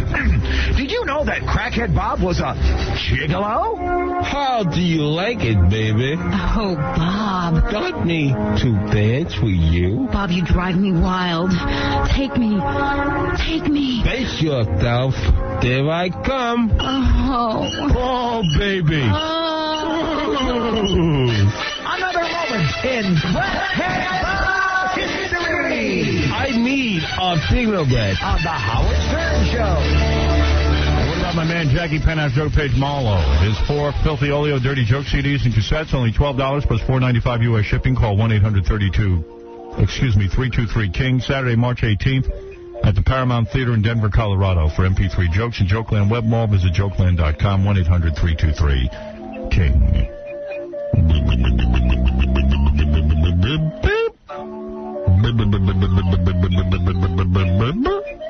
You know what Doug Goodstein just gave me? He went to a restaurant the other day to eat French fries. And he brought them back for me in a bag. The French fries are covered with paint. What? Like a metallic kind of paint. Really? Yeah, so he freaked out, said to the guy at the restaurant, hey, there's paint all... And he had already eaten a bunch of them. And you can see this paint... Is like in the bag? Paint on the French fries all over them. Wow. So, like, he went into the bathroom and just made himself vomit because he called the Poison Control Center, yeah. And he said, just if you're feeling nauseous, throw up. So at that point, he was feeling nauseous, so he made himself vomit. Wow. Yeah. But can you get these tested to find out what's on these French fries? Sure, you could take them to a lab. What happened? The lab is. What happened when you said to the dude, I got paint all over my French fries? They said, okay, we'll bring you more fries. Ah! Really? Yeah. Did you get to choose the color? You didn't notice till after you had eaten? No, because they were covered with barbecue sauce. Oh. And then, well, how did you end up noticing? It was like that. I had like 50 fries probably, and it was like 10 left. And then I just happened to see a little piece of gray, and I like cleared it off. And I was like, oh my God, they're all covered. Good fries. And they didn't taste bad? Well, there was so much barbecue sauce, I don't think I would have tasted it anyway. You know, French fries are so good. Why do you need barbecue sauce on them? Well, it was a barbecue place, so they I got barbecued beef, so it was sort of like a spillover. How come you don't get fat and you eat barbecue everything? I work out. Do you? You must work out a lot harder than I do. How old are you, Doug? 29. Howard so could what? never eat like that. Never. When I was 29, I was fat as a pig. I eat disgusting stuff, a lot of high-fat stuff, too, and I still never get fat. You're lucky. I'm getting a little good, but you know what? I'm at the gym, and I do a lot of sit-ups and stuff. Do you? Yeah. I do sit-ups all the time. I got a belly on me. But you know what I did? I did get fat. My weight is so out of control. I'm up to 211 pounds. What were you at? You were 190, right? Yeah. Howard, if you 211. did what you do now when you were 29, you look great. You look at Doug. Everybody thinks he's 45. Right. He looks as old as I. Don't Doug look as old as I do? Seriously. He does look pretty old. 29. I got a baby face. You're 29? Yeah. Baby face. I was really old. How old do you think I was? 39 at least. I would have guessed 40. Yeah, I thought you were 40 this year, I thought. Yeah. I mean, I get like ID'd still. Where? Oh, Where do you get ID'd? when he tries for a senior citizen. ID'd? Well, yeah, he goes for a senior citizen instead of movie pass. To one of those old age homes. Yeah. 65. Wow, I'm shocked. I think I look young. 29. I never would have guessed you were 29. No, your fiance looks young. You look old. Wow, thank you. Yeah, that looks like you kidnapped her. Like a cradle robber. That's right. It looks like you're robbing the cradle. Cronin wants a plug. He's into. I guess How long has he been there? like since 6 o'clock this morning. So desperate for ratings. What is it, Cronin? I'm just trying to help out the Son of the Beach. No, you're not trying to help out Son of the Beach. You're trying to help out your dumb show. What is he up to? I'm having a whole special week for Son of the Beach, though. What do you mean? This whole week on the X Show, I'm having Son of the Beach. The whole cast of Son of the Beach. Had Tim Stack on last night. I've got Kim Oya on tonight. We did a whole special thing. Like we did the whole stage is all sand and everything, and we're doing special beach segments and Wow. stuff. Wow. Sand on the stage. You put sand on the stage? That's right, man. You're a nut. I said I'll do it for Howard. Hey, Cronin, at what point do I get to shake you off my shoe? Hey, man, you're my lead-in, so that show better do well. Oh, that show will do fine. He's going to save you again. Yeah. Look at how everyone is so unfamiliar with the FX lineup. Cronin's X Show. X. I see, you know, like sometimes I'm going through the thing and I see that on the satellite, the X Show, and I'm like, what the hell is that? You know what is the X Show? The X Show is our show, without me. I said the worst thing you could say to Cronin a couple of weeks ago. I told him something that I liked on the X Show, and he goes, that's not the X Show, that's the man show. Yeah. It's like and I like how all those guys act like they're not picking any material off of this program. Oh, come on, Cronin. You even I always said it was inspired. I learned everything from you. Inspired by. I've never said anything different. However, it doesn't sound any different. No. You know, when musicians are inspired by, you hear a little bit of the influence, and then you hear something new. Right, yeah. When you hear Eric Clapton talk about those old black guys, you know, it's like you don't really hear it. All right, what do you want me to say? It's completely stolen from... Thank you. What is it, Howard? It's just it's like a bunch of guys sitting around and like they have like chicks on and they evaluate them and then they, you know, it's our show. Yeah, they have contests. Yeah, pretty Black Jeopardy, that sort of thing. Yeah. All the stuff Cronin used to put together for me over at the Channel 9 show when we did it. It's more like Maxim magazine. It's like information. Oh, I see. It's not quite as silly as... Not quite. So Not quite. Steals half from you and half from Maxim. Yeah, right. That's his innovation. Does he make a lot of money, Howard? No. Thank God, no. Oh. And he lost the wife who had the brains and the money, right? Yeah. This guy blew it. He had a wife. Cronin had the hottest wife. She's so hot. Howard, she had a child recently. Right. Within a month. She looked. Where'd you see her? Right out in front of the building. How'd you just run into her? No, I didn't see her, actually. These guys told me they saw her. Me and Jackie saw her at the Knicks game. Oh, did you? No, because Kathy saw her right out in front of the building. In this building. Maybe just by coincidence. Yeah, just ran into her. Said she looked... what was her name, like Vendela? Vulva. Vulva, like a woman's vagina. Somebody named her after private All I could tell you is she's the hottest chick. Listen to this. She graduated the Wharton School of Business, which is like... one of the best. That's like handing somebody money. Yeah. You're recruited from that school. Cronin had her, and then Cronin was like, I have to go out to L.A. for my career, to do the X Show. I have to go rip off Howard Stern. Yeah, I have to go out to L.A. She's smart, beautiful.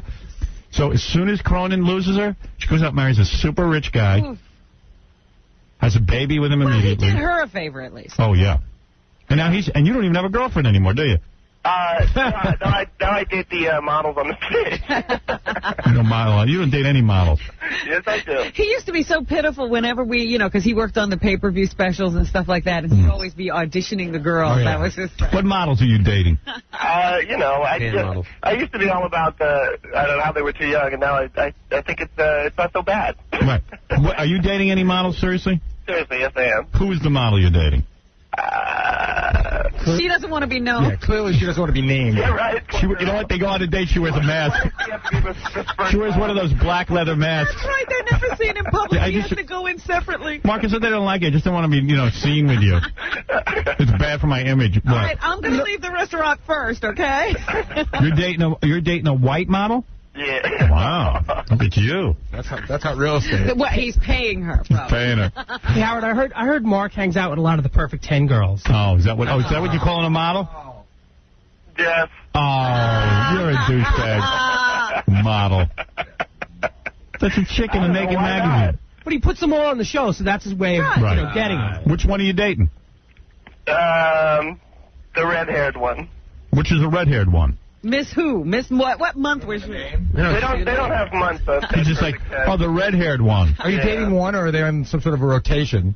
You know, you get every month you get. Oh, is that what's going on? You can't say one because the other one will know?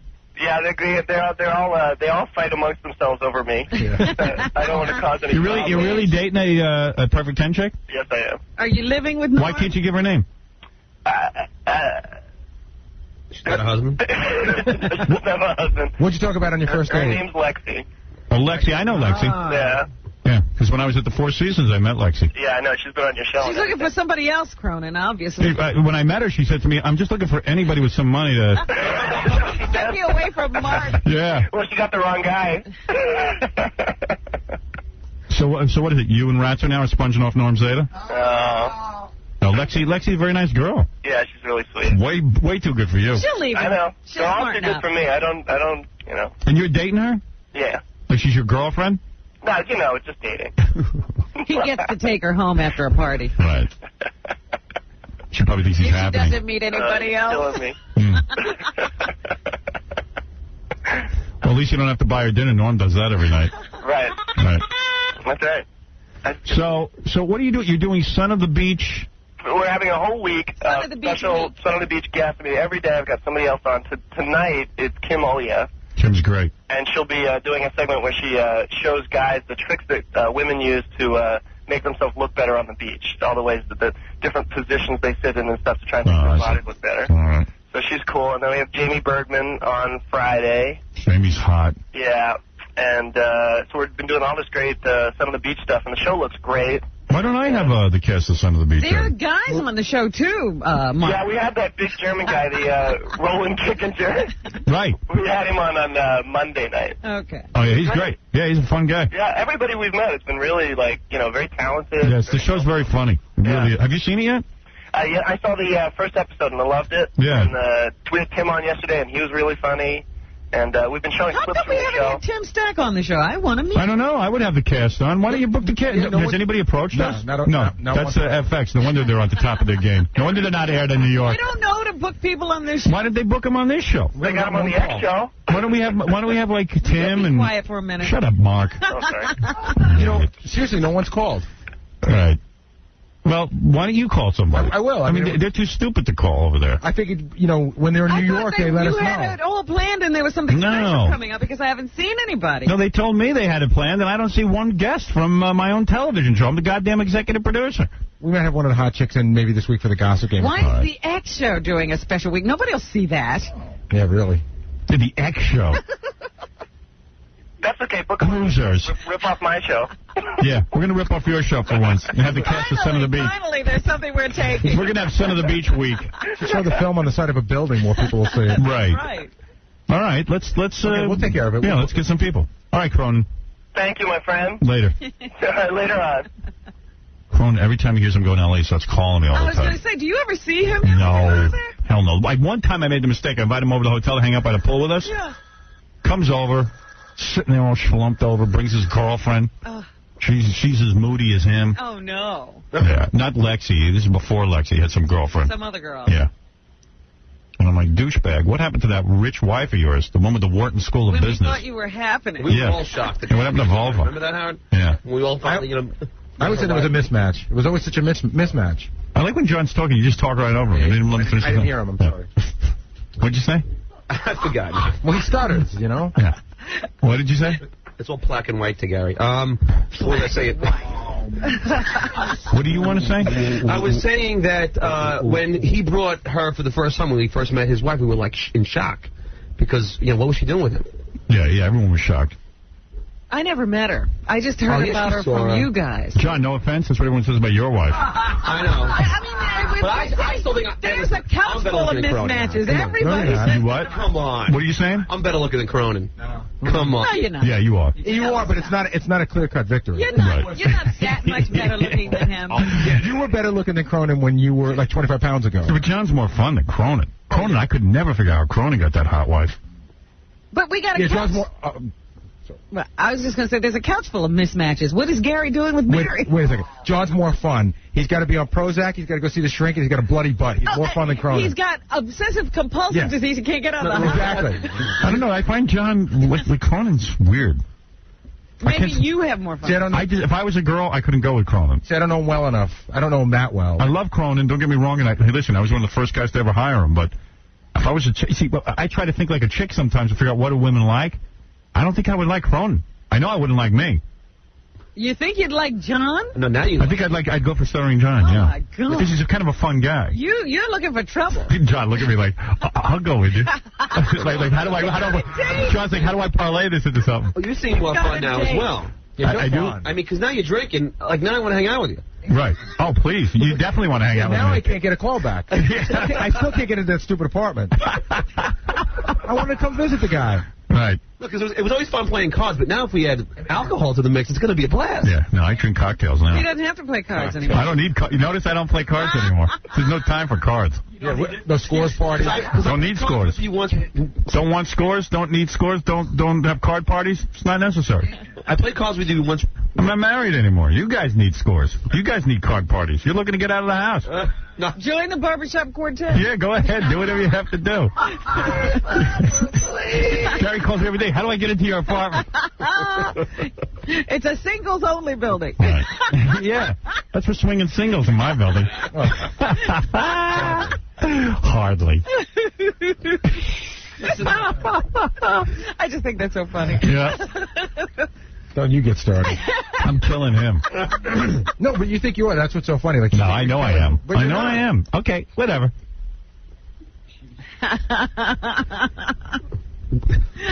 Which quadrant are you killing? Do you want to read an interesting letter from the mailbag, or do you want to do the pig Olympics? What? Let's go back to the quadrants. Do you want to?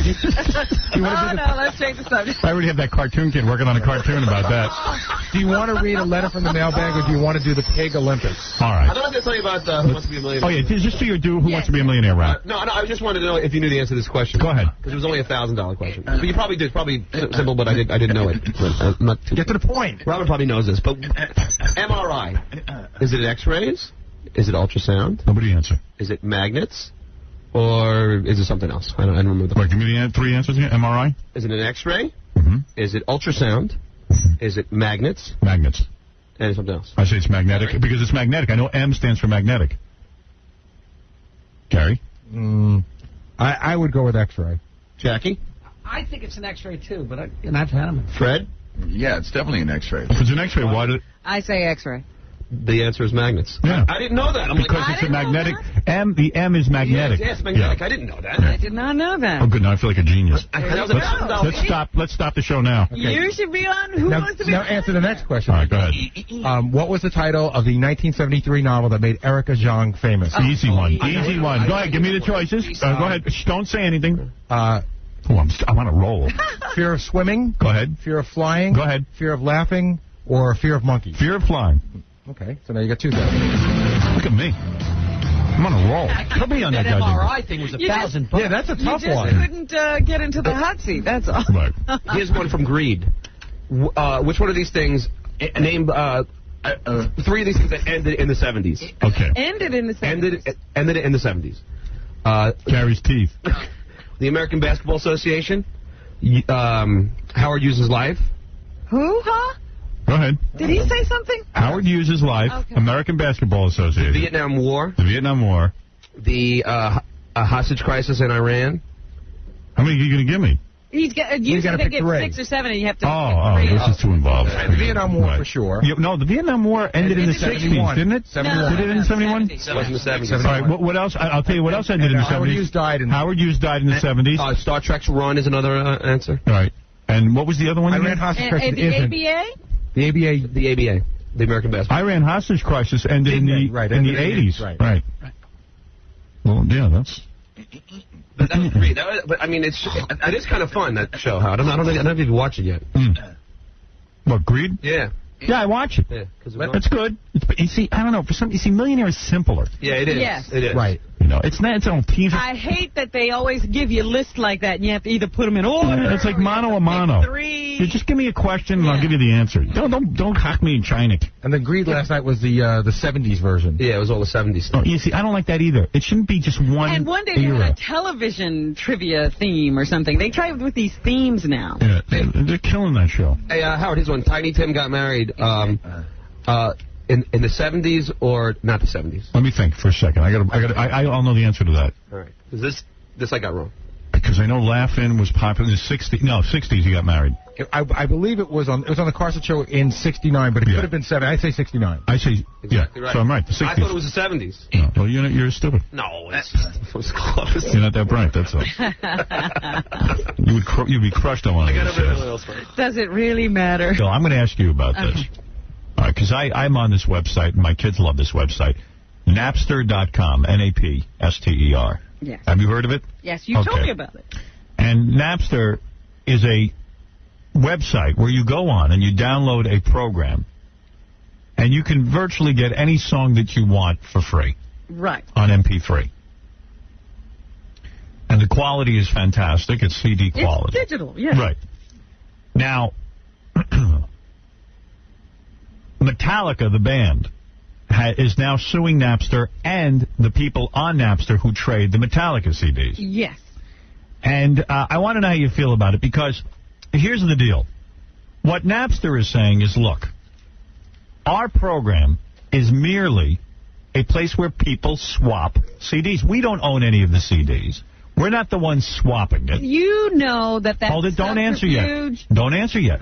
I'm going to give you both sides of the argument. They're saying we have servers where you can basically trade. They go, what is the difference you got between a song, you put it on.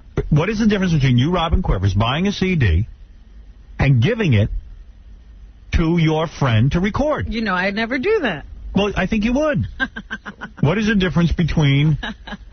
I'm going to give you both... Excuse me. I'm going to give you both sides of the argument. So that's Napster's argument. Metallica is saying, look, you're making it easy for the public to get our music, to download it for free. You're not making it easy. You're taking the product we worked hard to create. You're taking the fan base we worked hard to create, and you are giving them the product we use to make our living for free. Now, I know my daughter... You are infringing on our copyright, is what they're saying. Yeah, and all the new music is on there.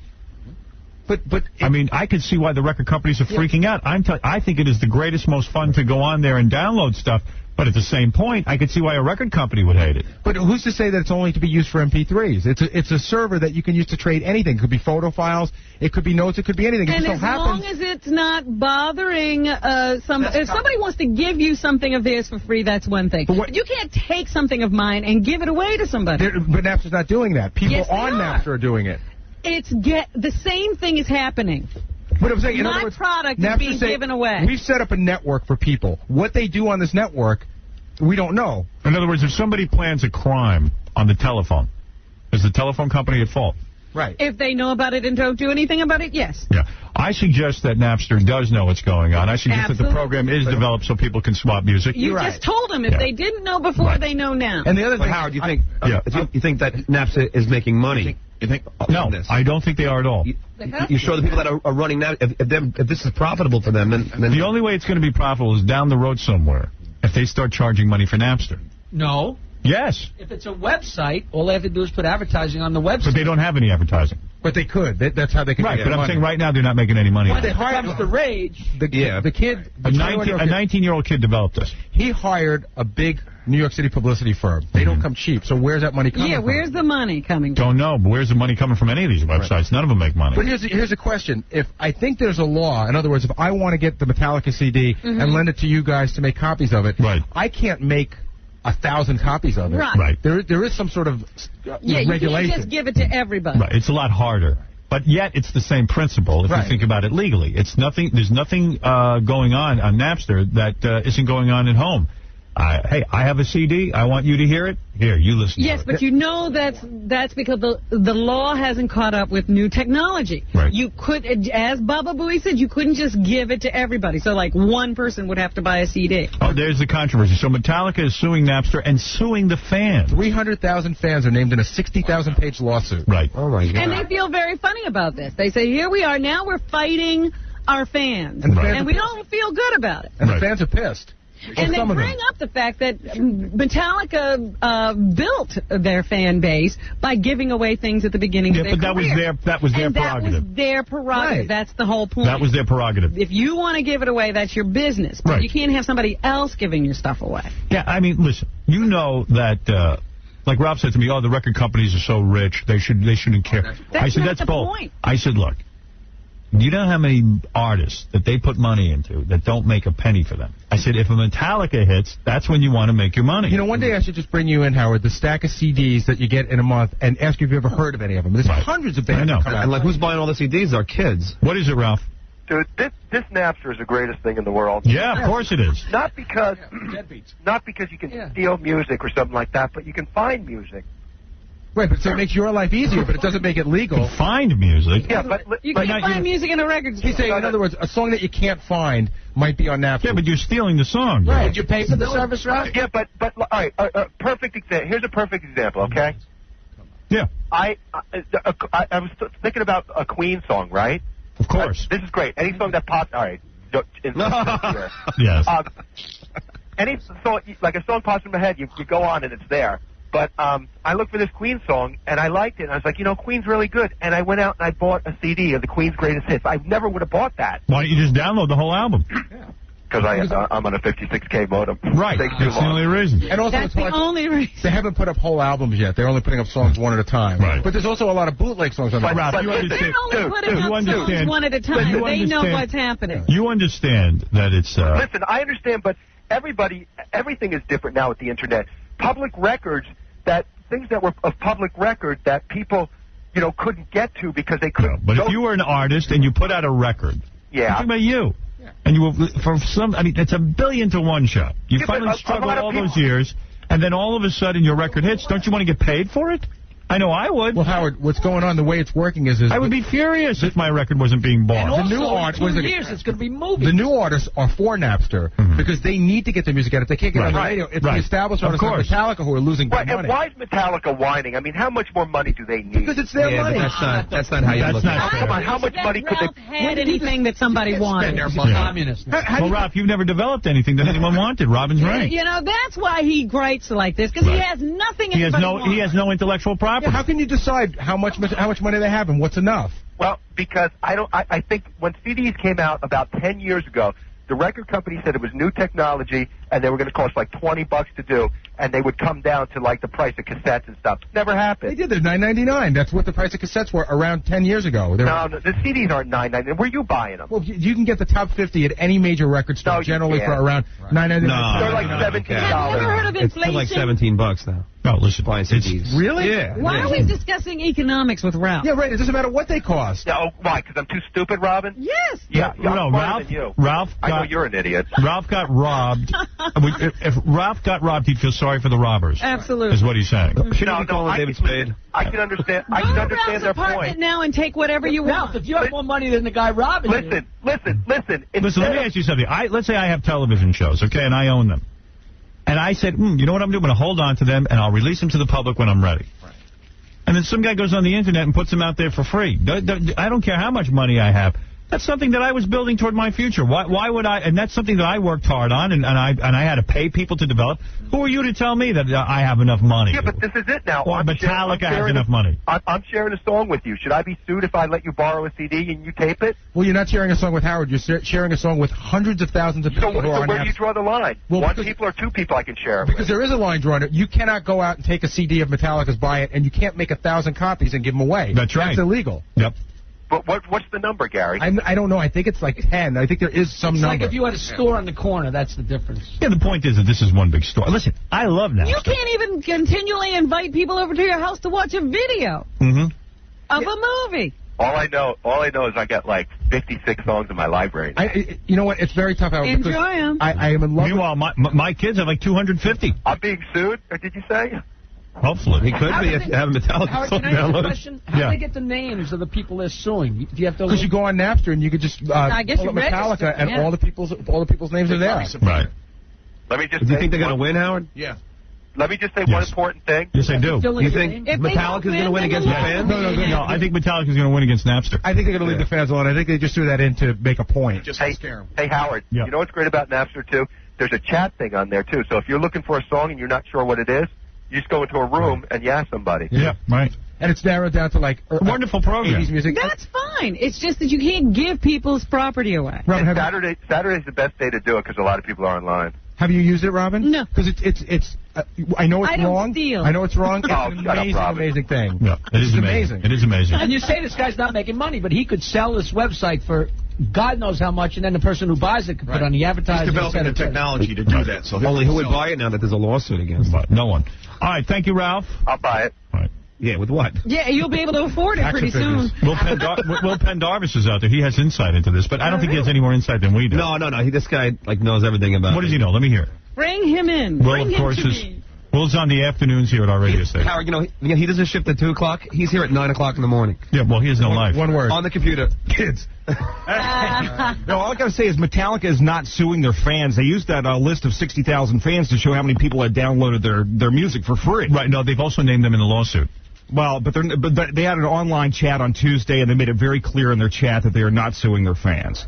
Well, they are named in the lawsuit. I don't care what they're saying. All right. The second thing is I don't know how Napster is making their money, but they're also sponsoring the Limp Bizkit tour, which is a free tour. Right. And I think they put like $2 million into this tour. So there's money. So there's money floating around from somebody. Oh, the Internet is a curiosity to me. There's so much money on the Internet, and nobody's making a penny. Hey, Howard, how is Napster making money, though? It isn't. There's no ads or anything. No, I don't know how.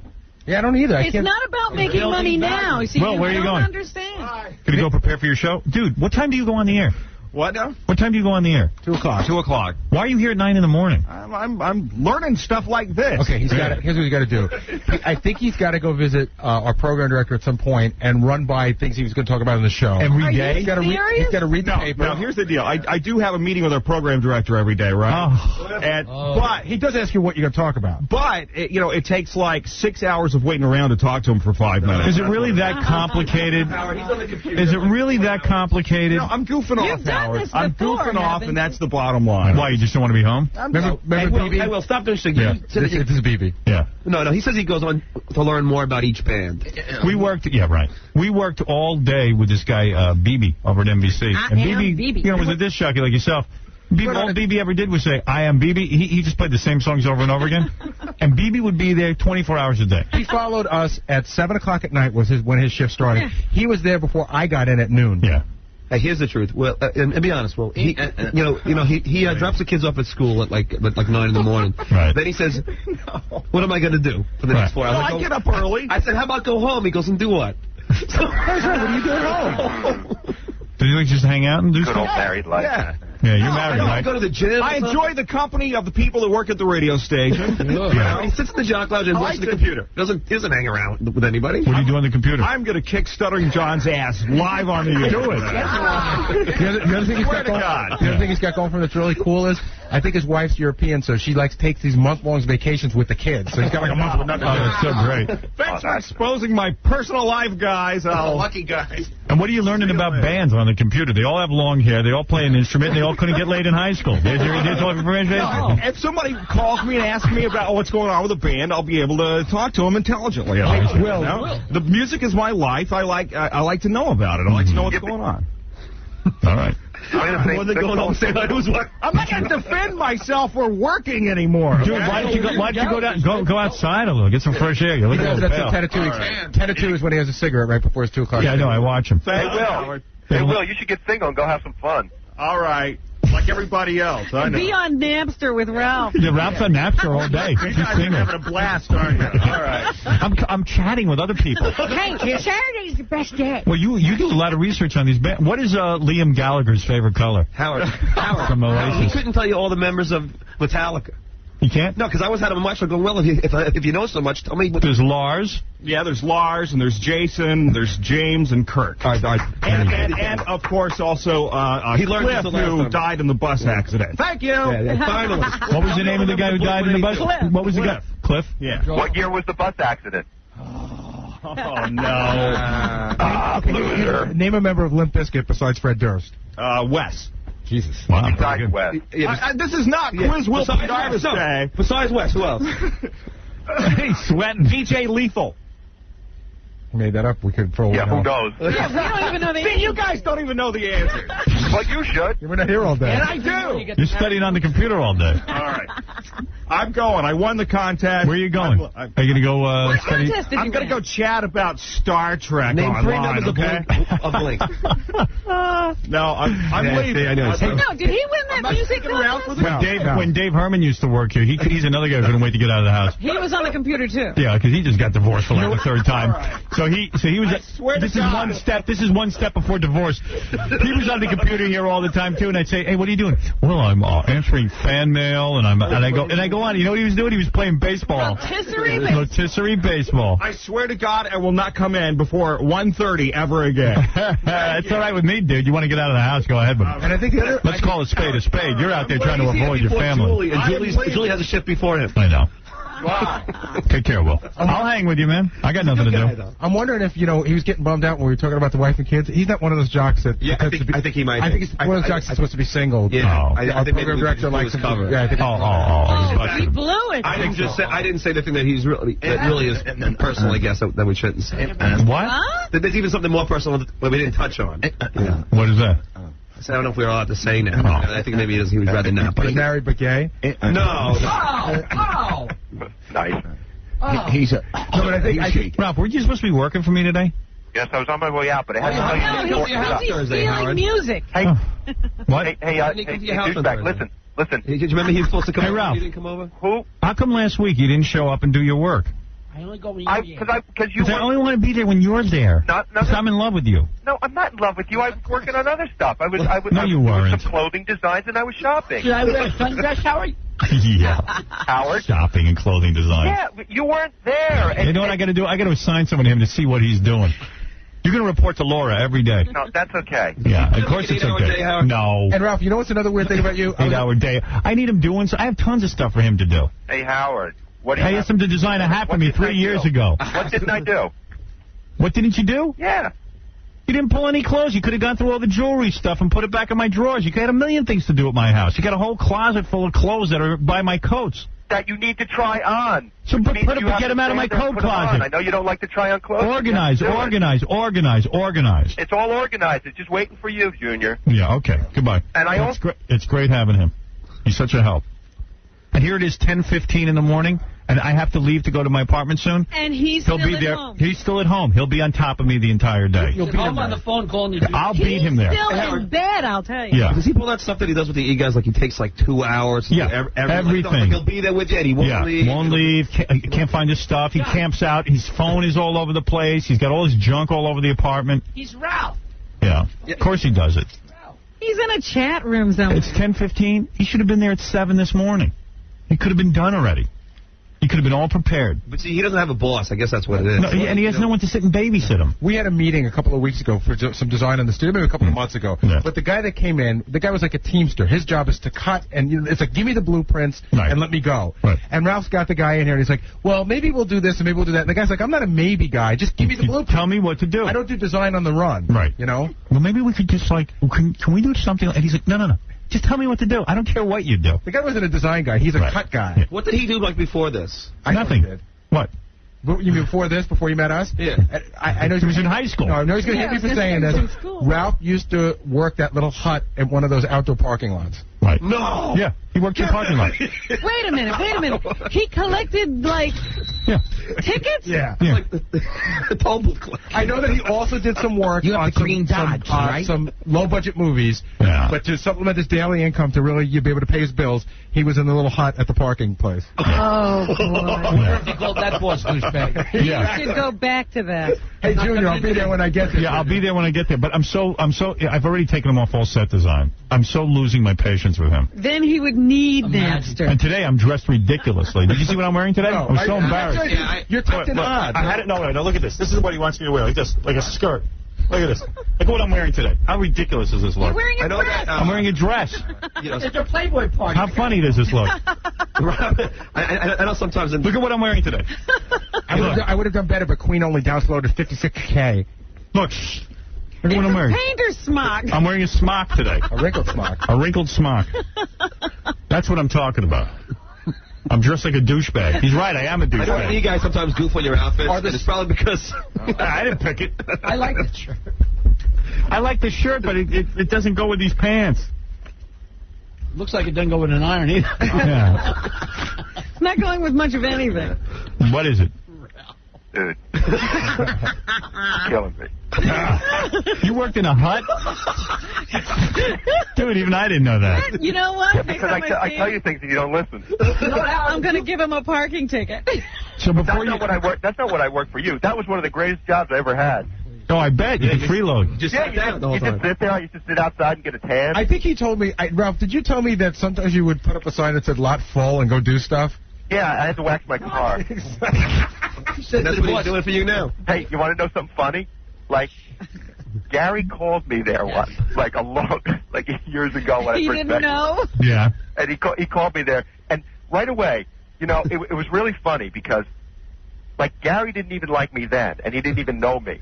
He called me, he goes, you know, because I sent in pictures of my work, some of that makeup stuff I was doing at the time, getting into, and you liked the stuff, and you wanted to get in touch with me.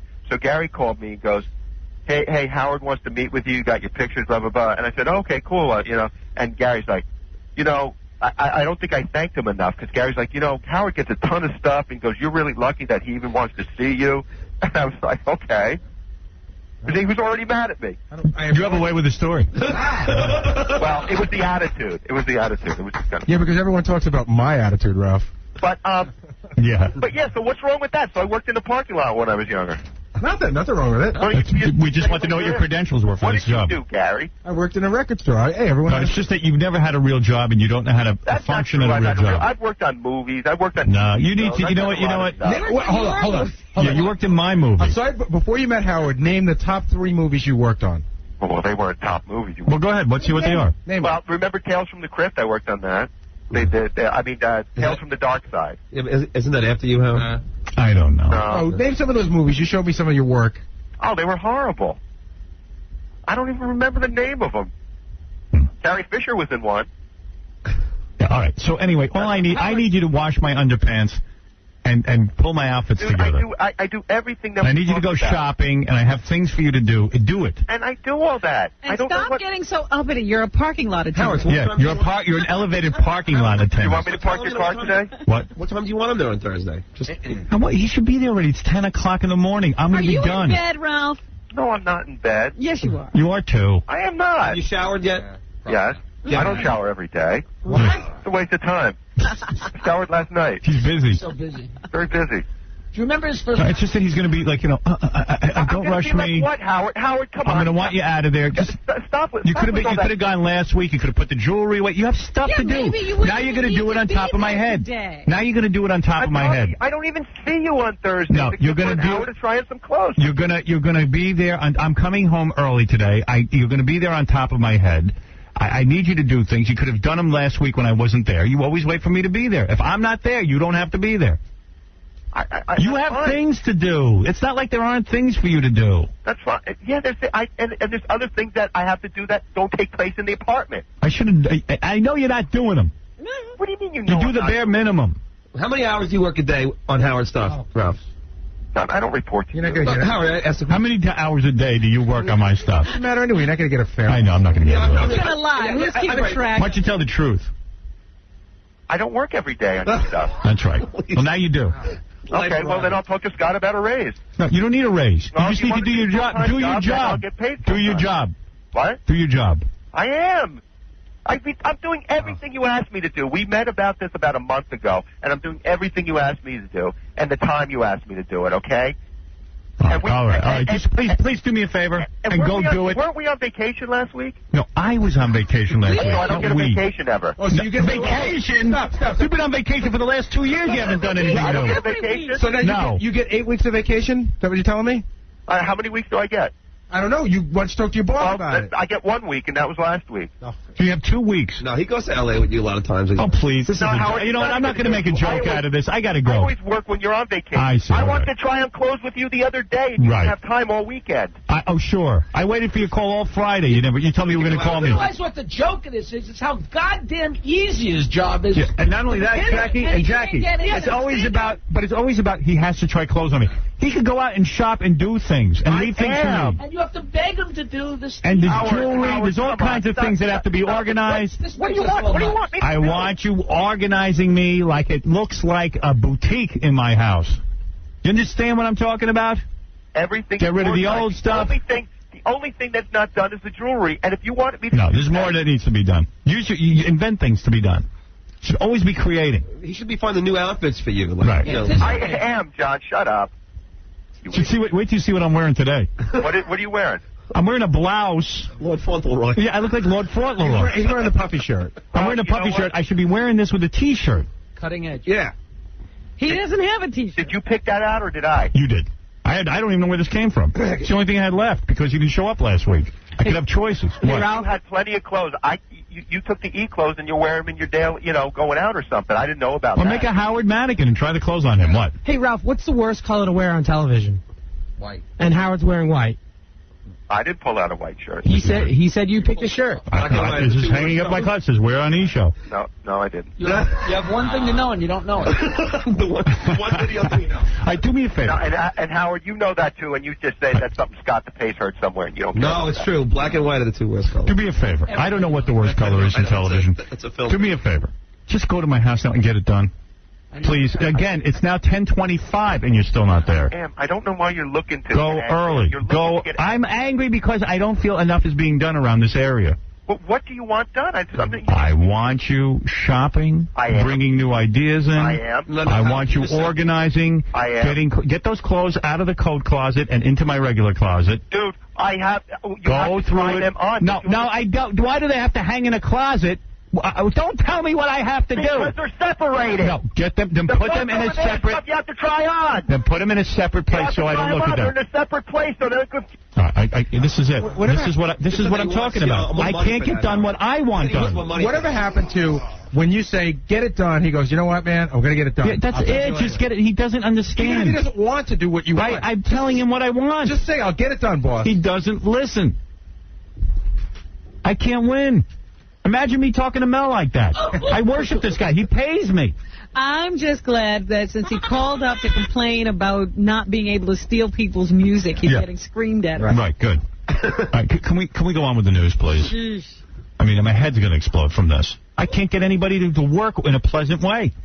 See, I don't think he thinks that you're serious. I'm serious. I don't know what else to say. I think he's it's taking because advantage of your personal friendship. relationship with him. Yeah, and I told him one thing has nothing to do with another. He's my friend, but also in business, he can't make me look like a fool. You need to have this passion in your conversations with him when you're not in front of the microphone. I do. I sat him down 2 weeks ago, and I said, look, I'm serious. I am telling you that you are my friend, but your business relationship is even getting in the way of the friendship. Now get off my lap. Here's what I need you to do. I need you to do the following. And then I listed it. Well, it must not have... Somewhere there was communication breakdown because... No, it's just that he doesn't have anybody watching what he does. He's saying that he heard you, but he's doing what you wanted him to do. And you're saying you told him, and he's not doing it. No, he's not doing it. He could have gone over less and done more organization. Yeah, but didn't he say he needs more money for that? It's always more money. It's more money. He can't work less hours than he works. He knows when he's putting it up. For 2 years, he's been slacking off on my stuff. He knows what he's up to. Yeah, he knows what he's doing. Negative hours. Negative hours. Should pay me back for all the hours he didn't work. I like the guy. I'm telling him I value his job. Do it, though. That's all. You liked it when he did it. Yeah. I just keep thinking of the guy we had in here, Howard, who said he worked for Sylvester Stallone. Yeah. At Stallone, you take a white glove and run it over the table. And please. I mean, you're not like that at all. No. What is it? Now you're back? Oh, no. come on, seriously, man. Please go to my house and finish. Seriously, man, we had that conversation, and you told me everything was fine. You were digging everything I was doing. You were doing good. And then I went away for a week, and everyone stops. No, I didn't stop. I called my assistant. I said, has Ralph been there today? No. Howard. You make me look like a fool. Howard, can I say You told me something? Thursdays you were going to show up. Can I say something? Yeah, he's going to come over your house just once a week. That's it? That's it. Howard. It's an overload. Howard, can I say something? Even you know what, Ralph? Every week. Even if Howard was gone, I think you'd go over there just even if it's not your job, just to organize. Well, just to as a show of good faith that you're working extra double hard. Yeah, absolutely. I have no problem with that. What I'm saying is, I took that Thursday instead of going to your house. I sat down and I bought material, and I'm Get working. out of here. What do you mean, get out of It here? has to be that Thursday. Why not be a nut and do that on Wednesday? Yeah, go crazy. No, he was downloading on Wednesday. Why is that so funny? Because Thursday you told me you'd do it. What did you do Monday, Tuesday, Wednesday? Thursday he had to go. I shot Ralph, listen to me. The one time you had something to do for me, you're busy doing something else. I was resting for my shopping spree. Monday, Tuesday, Wednesday, I sleep, so I'm rested for the shopping spree. I need that shopping Do the shopping spree on Tuesday. Well, you know, that designing on Thursday was very tough. I needed to rest up for it. All right. Listen, And do me a then favor. the Just other please go days, I over was and... just on my computer. All right, thank you. Wait. Don't hang up yet. Wait. You want to know who the dumbest person on Millionaire is? No. Please. All right. The idiot from NSYNC. Yeah, him and Ray Romano. Why, was he on? Yeah, No. That's a lot of money, though. No, and running a close second is that Emerald Lagasse. Lance didn't answer one of those questions right, except 1 out of 8. You know the fastest finger ones, the first one? Yep. Yeah, I know. He can't even get timed because he answers them wrong. No, him and Ray Romano didn't get him. Right. All right, I got to go. And Queen Latifah. I mean, it's unbelievable. Oh, here's Crazy Cabby. He wants to talk to Ralph. Go ahead, Crazy. Hey, Ralph, I was in the military. You need someone to watch over you and make sure he gets it done, Howard? Yes. Not a big fat homo. Oh, here we go. Who's smoking poles, brother? Yeah. I'll make sure it gets done, Howard. You put me in charge of him. I might just do that. You like how I dress, right, Howard? Yes. Hey, Cabby, you should dress him. I'll dress you, Howard. Thank you. They look like a reject from Hawaiian Island. Ralph, Get him some bad tattoos, too. Hey, Ralph. Get him some bad tattoos, Ralph, remember, I had responsibility in life. I wasn't a frickin' parking lot attendant. Oh, that's the greatest job. I'll take it back to that. Thank you, Crazy I love the Cabby. way Ralph turns that into a positive. No, that was a cool job. All right, thank you, Ralph. It was cool because Please It was the best job he ever had. Please just go do your work. I thought I was. Thank sorry. you. All right. Very sorry. Thank you. All right. I got to take a break, I've been informed. I'll be here all month. I can't get off. If you could get your people in line. I can't. All right, we're going to take a break, and we'll be back right after this.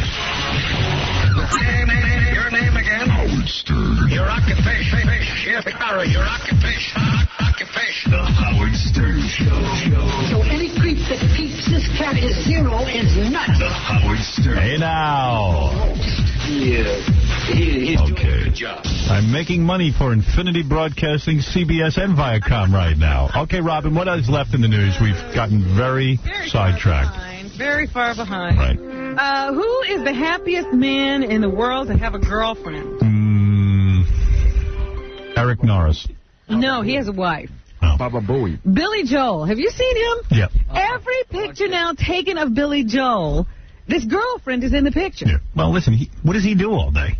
It's just so silly. He needs a companion. He's about 12 years old. He's like a high school kid. And he's a grizzly 50-something. Yeah. Oh.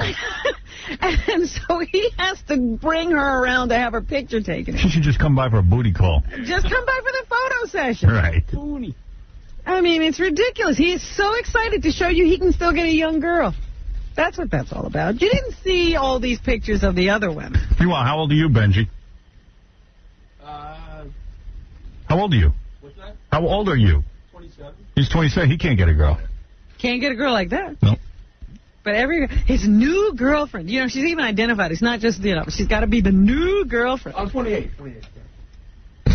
Jesus. How long are you the new girlfriend? I don't know. What else? Sir, I see 3 homeless gentlemen ready to play Homeless Jeopardy, and I see 1 gorgeous stripper, guys. Take a look at that. What ain't a bad. combination. You're not kidding. How you doing, honey? Hi. What's your name? Karen. Karen, where are you from? Keyport, Keyport what? New Jersey. Oh, I don't even know where that is. I thought it was Florida. What, are you a professional stripper or something? Yes. Oh, wow, you're pleasant. Thank you. Yeah, What's that in your navel?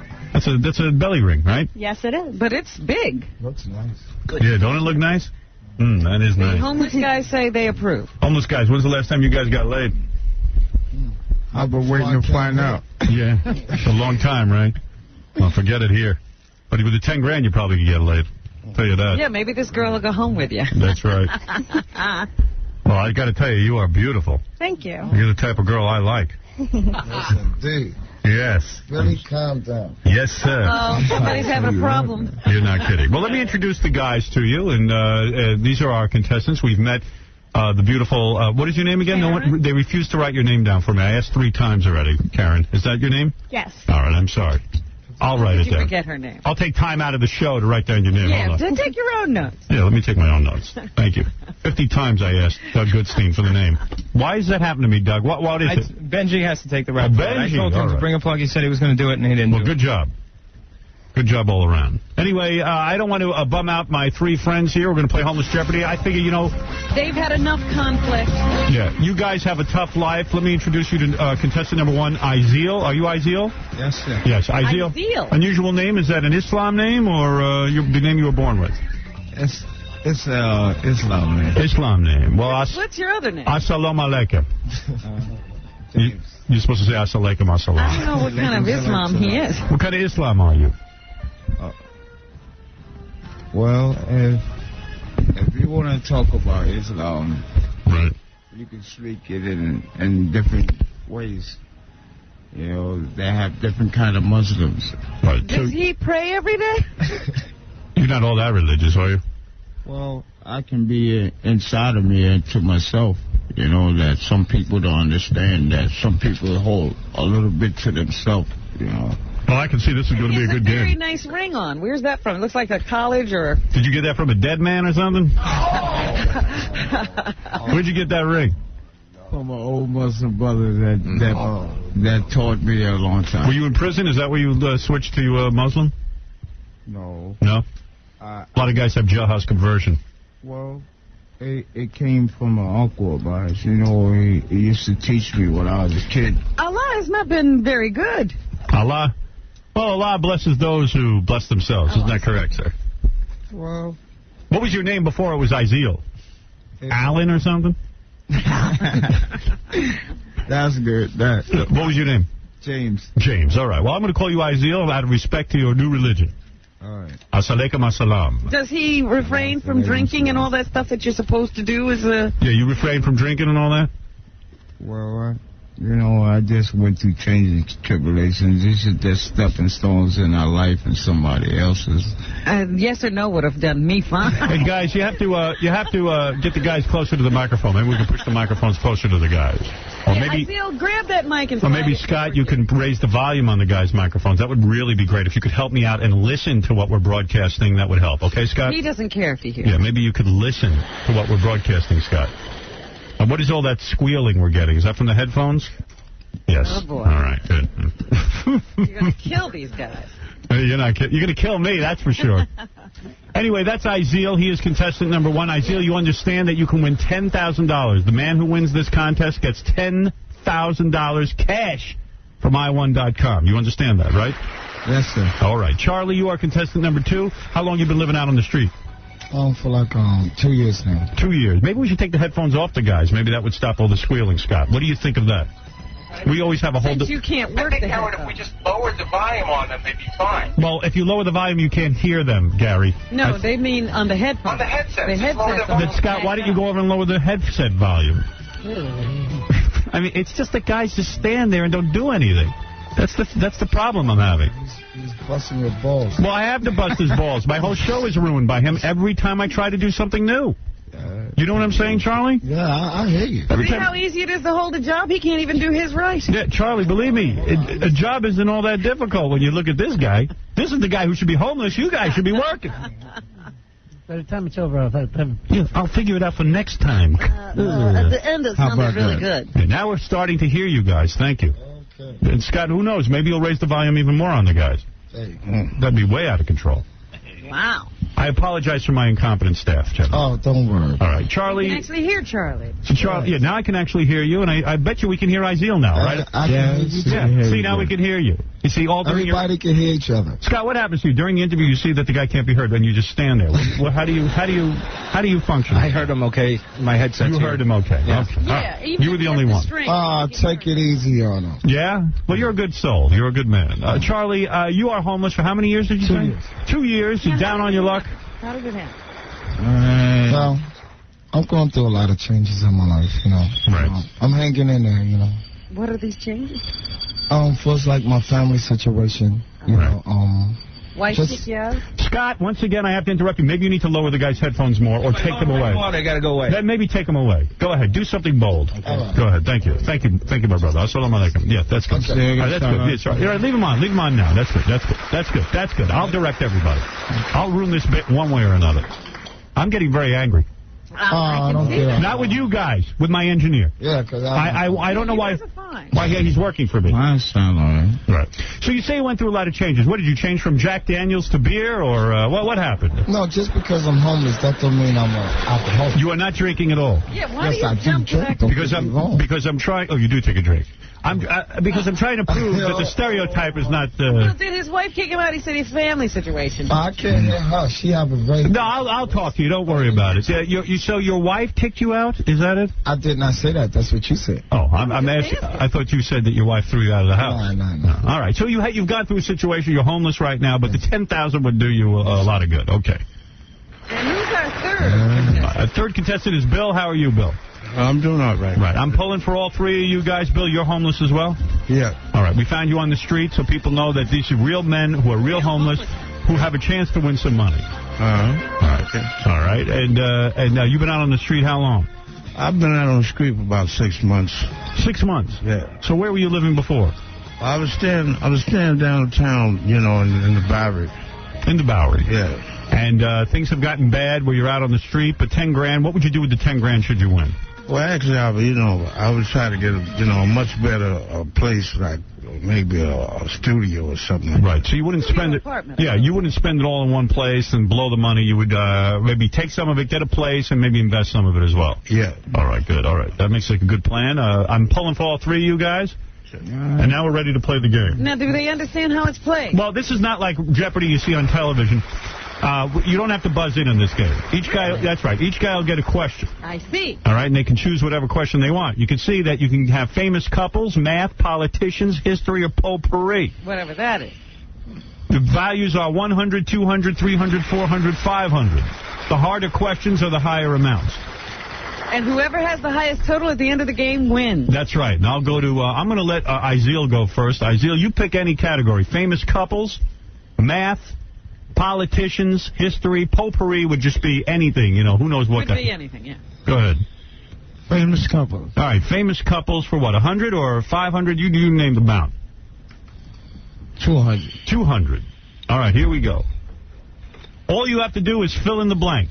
Bonnie and blank. Bonnie and blank. Clyde. Bonnie and Clyde, that is correct for 200. Izeel on the board. You are on the board. Now we're going to go to Charlie. Charlie, go ahead. You pick anything you want. Famous couples, math, politicians, history, or potpourri? Couples. Couples. Yeah. How much? 500, 400? 500. I'm going all the way. 500. Very bold move. 500 for the lead. Fill in the blank. Batman and? Robin, that is correct. 500. That's a $500 question. That's a $500 question. Oh, man. That good? Yeah, you guys are going crazy over here. No one is missing. All right. I'm going to go to Bill now. Bill, you take a shot at any one of these. Famous couples, math, politicians, history, potpourri. History. History for? How much? 100, 200, 300, 400, or 500? 200. 200. Here it is. All right. This man was the first president of the United States. Don't give away the answer because you can...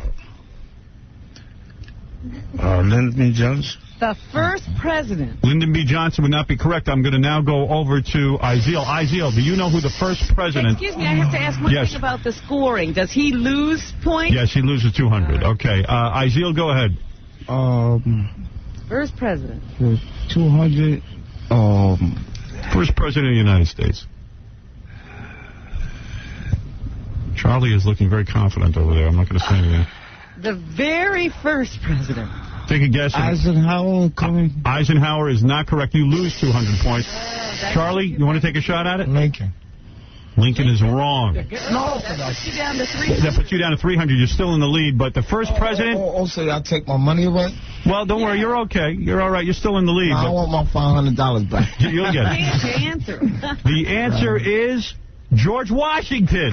Oh, my God. First president. You didn't know that? Wow. Damn. There we go. All right, that's okay. Don't leave. You're still in the lead. You still have $300.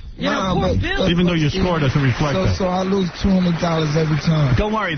Just whoever has the highest amount at the end gets the $10,000. It's really not important. All right. Now, the next person to choose is Iziel. Iziel, go ahead. Or is it Bill's turn? No, Bill chose last time. Go ahead, Iziel.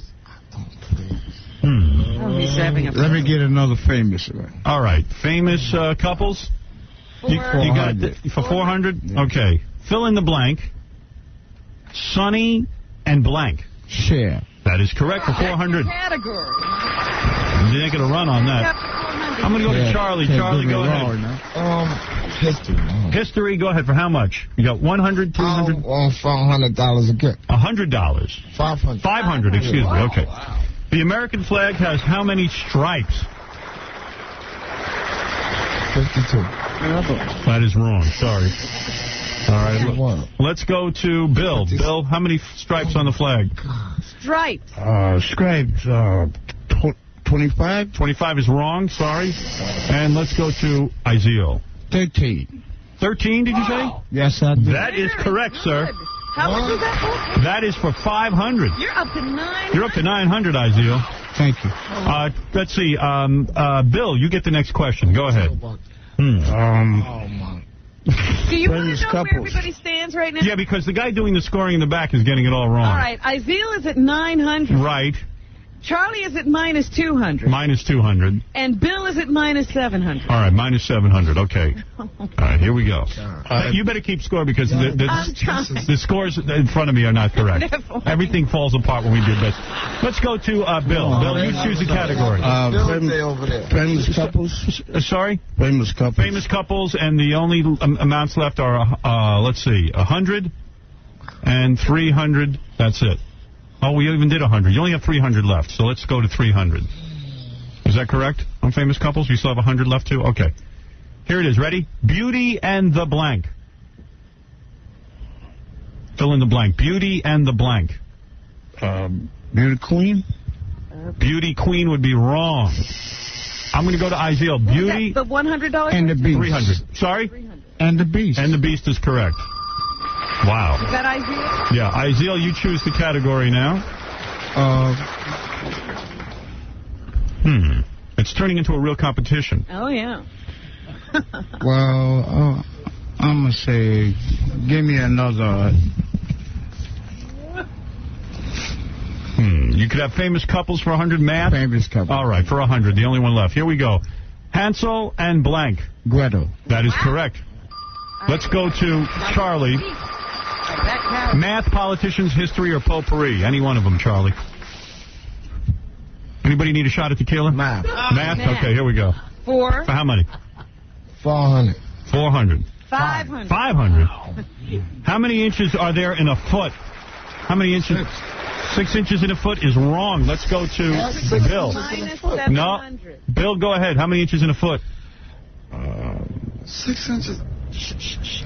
16? 16 is wrong. Let's go to Iziel. 6 inches. Inches in a foot? It's 6. You said 6? Yeah, hold on. Everyone is wrong. Oh, can I have another? You can't do another chance, but what did you think the answer was? 12. 12 is the answer. That's right. Or can I, No. You can't cheat. Or can I have half? Can't even have half. All right. Scores are now Iziel with 800. Go ahead. Charlie with minus 700. Right. And Bill with minus 1,500. All right, come on, guys. You got to get back in the game. All right, here we go. Let's go to, whose choice is it? I think it's Iziel's choice, isn't it? Did Bill just, no, I'm sorry, it's Bill. Started. Bill, you go. Political? All right. Politicians, 100, 200, 300, 400. $300. $300. Yeah. All right. The former vice president of the United States who couldn't spell potato. Oh, dear. President Carter? Not President Carter. Go ahead, Iziel, do you know? Could not spell potato. Vice president. Vice president. Carter. I don't think Iziel's got this one either. Charlie? Quail. Quail is correct. 300, my friend. You said that was minus 400. minus 400. You're up. You're going up now. Let's go to Iziel. You choose the category. History. History. 4. How much money? 300, 400, 100? I'll say, give me 2. 200 is gone already. 300 or 400 or 100? Or 100. 300. The swastika was the symbol of this political group. Swastika was the symbol of this political group in Germany. I wonder if they know what that is. Oh, Let's go way back. That goes way back, yes. How old a guy are you? Well, I'm from the 60s. You are from the 60s. Well, you should remember this. The swastika. The swastika? What group? The group? Political group. Want to take a shot at it? Or you want to just pass? I'll pass. All right. Sorry about that. That's 3. Well, you know you lose 300 on that. Oh, do you lose? It doesn't matter. Everyone gets asked, and that's how it works. Okay. Charlie, go ahead. Take your best shot. Repeat it again. The swastika was the symbol of this political group in Germany. The swastika. You got me on that. All right, got you on that Any one. German political group. Let's go to Bill. Bill, you must know this one. You've been around. Germany, the swastika, symbol of a political group. Don't have. It was the Nazis. Remember the Nazis? World War II, guys. I'm surprised. I would have thought Bill would have had that one. I thought everybody was going to get that. I thought that was an easy one, but all right. Go ahead. Let's see. Where are we now? I think Iziel chooses now. No, Iziel just chose. Oh, he did? Oh, okay. Then it's up to Charlie. Sorry, Charlie. All right. History again. History again. For $400. $400. Go ahead. Okay, here we go. This man shot John F. Kennedy. The man who shot John F. Kennedy. Edgar Hoover. You saying Edgar Hoover? Yeah. Right? No, that's wrong. No. Edgar Hoover. He might have had something to do with it, but that would be a long shot. The man. Let me go over to Bill. The man who shot JFK, John F. Kennedy. Zachary Oswald. That's it, Oswald. That's correct. Well, he did get Oswald. You got Oswald. That's good enough. Yeah. It was actually Lee Harvey Oswald, but you were close enough.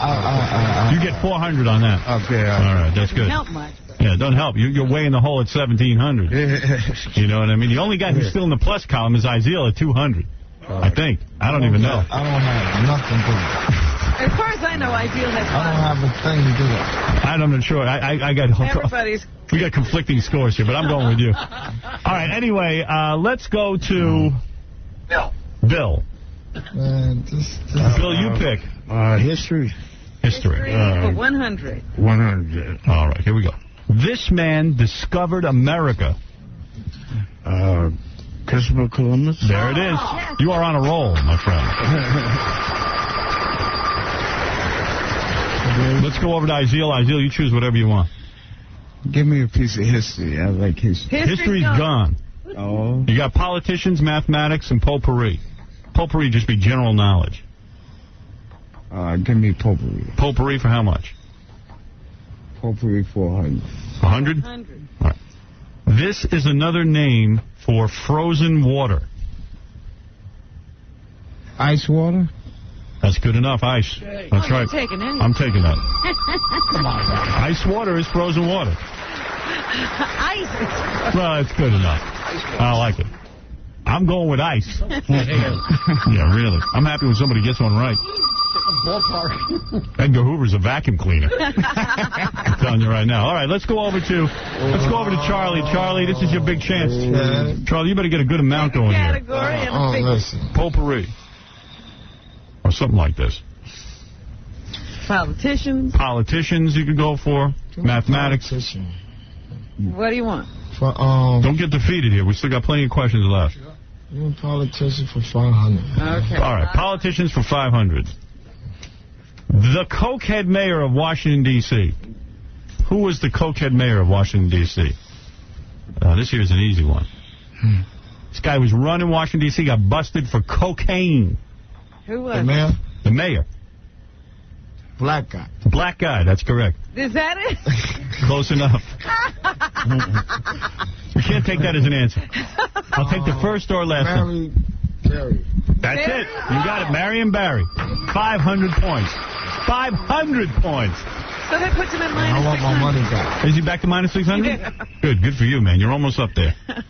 Still in the lead is Izeal, the way I see it. I don't have nothing. Not yet. But Izeal is stealing the show. He's got 300 on the plus side. Yes. All right, we're going to go to Bill now. Bill, you pick any category you want. Nobody's out of it yet. Give me political. Okay. Political for 100, 200, or 400? 400. Okay. 400. Okay.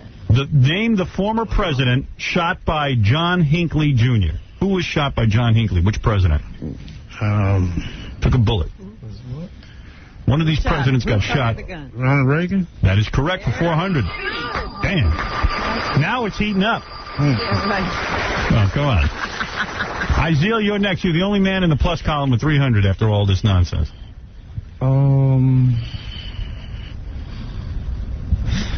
Somebody fell asleep over there. No. All right, go ahead. Izeal. Give me a couple. Mathematics, politicians, or potpourri? Give me a potpourri. All right. 200. For 200. Smart. All right. Being very All conservative. right. How many seasons are there? I'm digging Karen in this. Well, there's 3 at least, 4. Which are you going with, 3? Yeah. No. 3 is not correct, Izeal. You lost 200 there, but you're still on the plus side 100. Somebody to take over. All right, let's go to Charlie. How many seasons are there? How many seasons? Summer, spring, fall, and winter. How many is that? What is your answer? 4. 4 is right. There you go. That's 200. Now you're only down 400. Right. You ready to take over? You could take over. Tighten up. Izeal, you're still on the plus side with 100, and unfortunately, Bill, you're down 1,200, but you could still steal. Okay. All right, Bill, go ahead. Pick a category. Oh, no, I think Charlie goes. Right, Charlie gets to pick the category. Go ahead. Give me, Math, politics. That's the last one. For 500. Potpourri? Yeah, potpourri. All right, potpourri 500. Here we go. All right, here we go. All right, name the man. This man lives in Vatican City. What is his name? Vatican City. Right. Famous man. He lives there. A lot of men live there. A lot of men live there, but there's one particular very head guy. The head guy wears a funny hat. Mob? No. The mob? Not correct. No? I was so pulling for you. I'll bet you Bill knows. The man who lives in Vatican City. I don't know that. You don't know that either? No. Izeal, do you know it? He lives in Vatican City. He related to you? Izeal, he might be. He's a white man. He's a Polak. He's a who? He's a white man. Okay. Are you talking about J. Edgar Hoover? Oh, please. Worth a guess. It's not J. You guys are hung up on J. Edgar Hoover, but it's the Pope. The Pope. The Pope. The Pope. Now everybody's in the minus column. Everybody's in the minus. But by the way, now Bill, Izeal and Charlie are tied for the lead. No, that's not true. They're not? Oh, sorry. What's the revision? It's minus 400 for Izeal. Yeah, what's... minus 900. All right, because the last one. So I don't have nothing. Izeal doesn't have anything either, but he's leading. Anything. All right. Hold on. Y'all cheating me. No, we're not cheating you. We don't cheat. We're pulling for all of you. Okay. Whose turn is it? It's Bill's turn to choose. Okay, Bill. Give me political. All right. Here we go. Politicians, 100 or 200 left? 200. All right, 200. The current mayor of New York City is... Take your time. Not too much time, but I'd like a date with Karen. Never mind the three of you. Mayor Jenkins? Mayor Dinkins is wrong. Close, though. Let's go to Izeal, the current mayor of New York. Giuliani. That is correct, and that is for 200 points. So now you're at minus 200. Mayor Dinkins preceded Giuliani. All right. Let's go to Izeal. He gets to choose.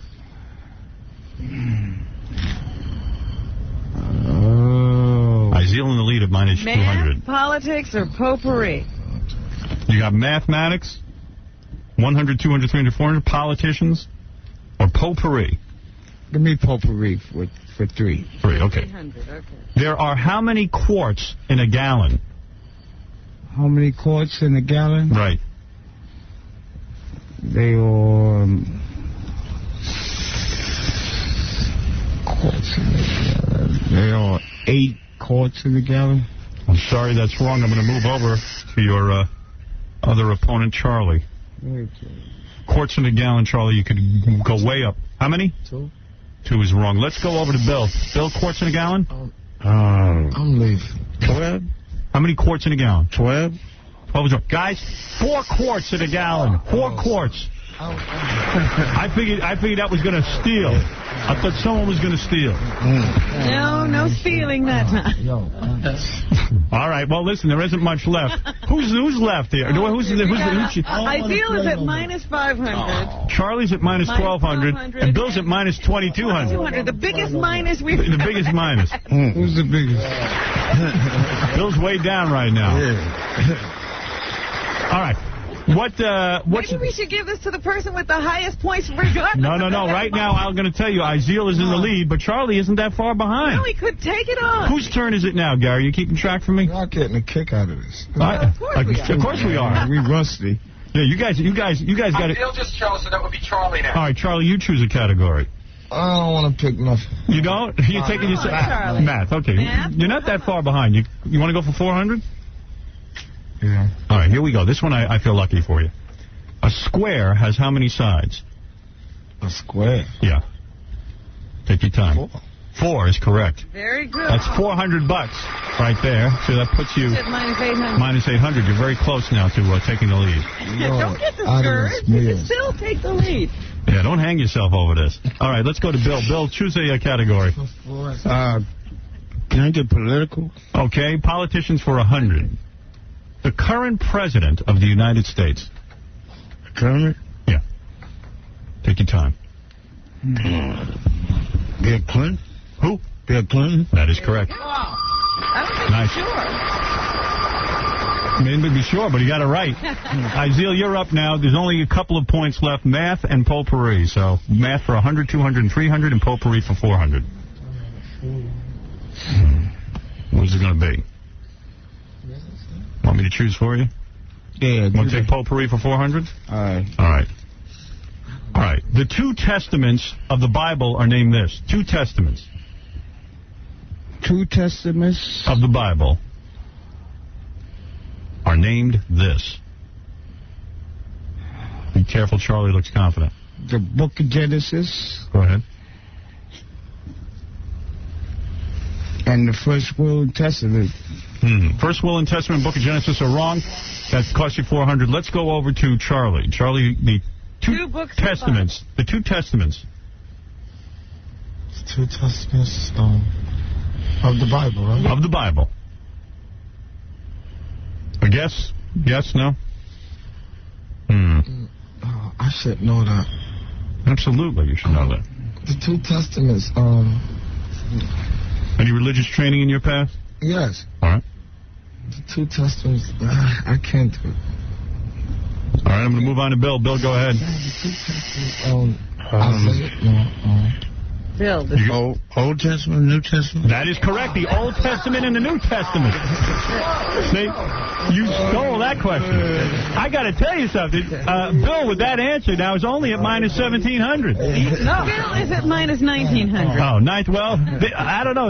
My scorekeeper should be in this game. Charlie is at minus 12. No, but Robin, he was at minus 2,100. No, he was at minus 23. No, he was at minus 21. He's at 1,700. No, he was at minus 21. He must have missed something else that he missed. That's all right. Here, 900, 1,200. He's so far down. It don't matter. Okay, here we go. All right, guys, there's 3 categories. I mean, there's 3 prices left in math. There's 100, 200, 300. Who's choosing? I think it's Bill's turn. All right, Bill's turn. Give me math for 200. Math for 200. Yeah. Okay. What's 100 divided by 10? 100 divided by 10? Yes. 70. That's wrong. Let me go over to Izil. 100 divided by 10. 100 divided by 10. Let me see a pen. Divided by 10, 100 divided by 10 is...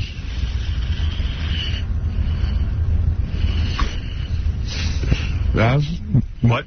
1,000? 1,000 is wrong. I'm sorry. Sorry about that, Izil. Charlie, go ahead. 100 divided by 10. You could steal this 200, and that would put you in the lead, believe it or not. 100 divided by 10. If you can just get this, you would be... I asked enough until my lawyer gave it. Smart. Just saying that. 20. 20 was so close. The answer is 10. 100 divided by 10 is 10. Sit down. Sit down. You're very close.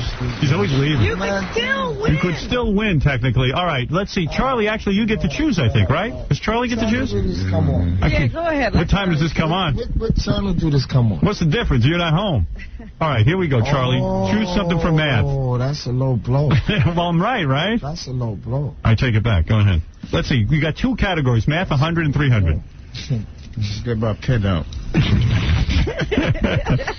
Go ahead. Come on, Charlie. Take a guess. 300 or 100? Which one do you want?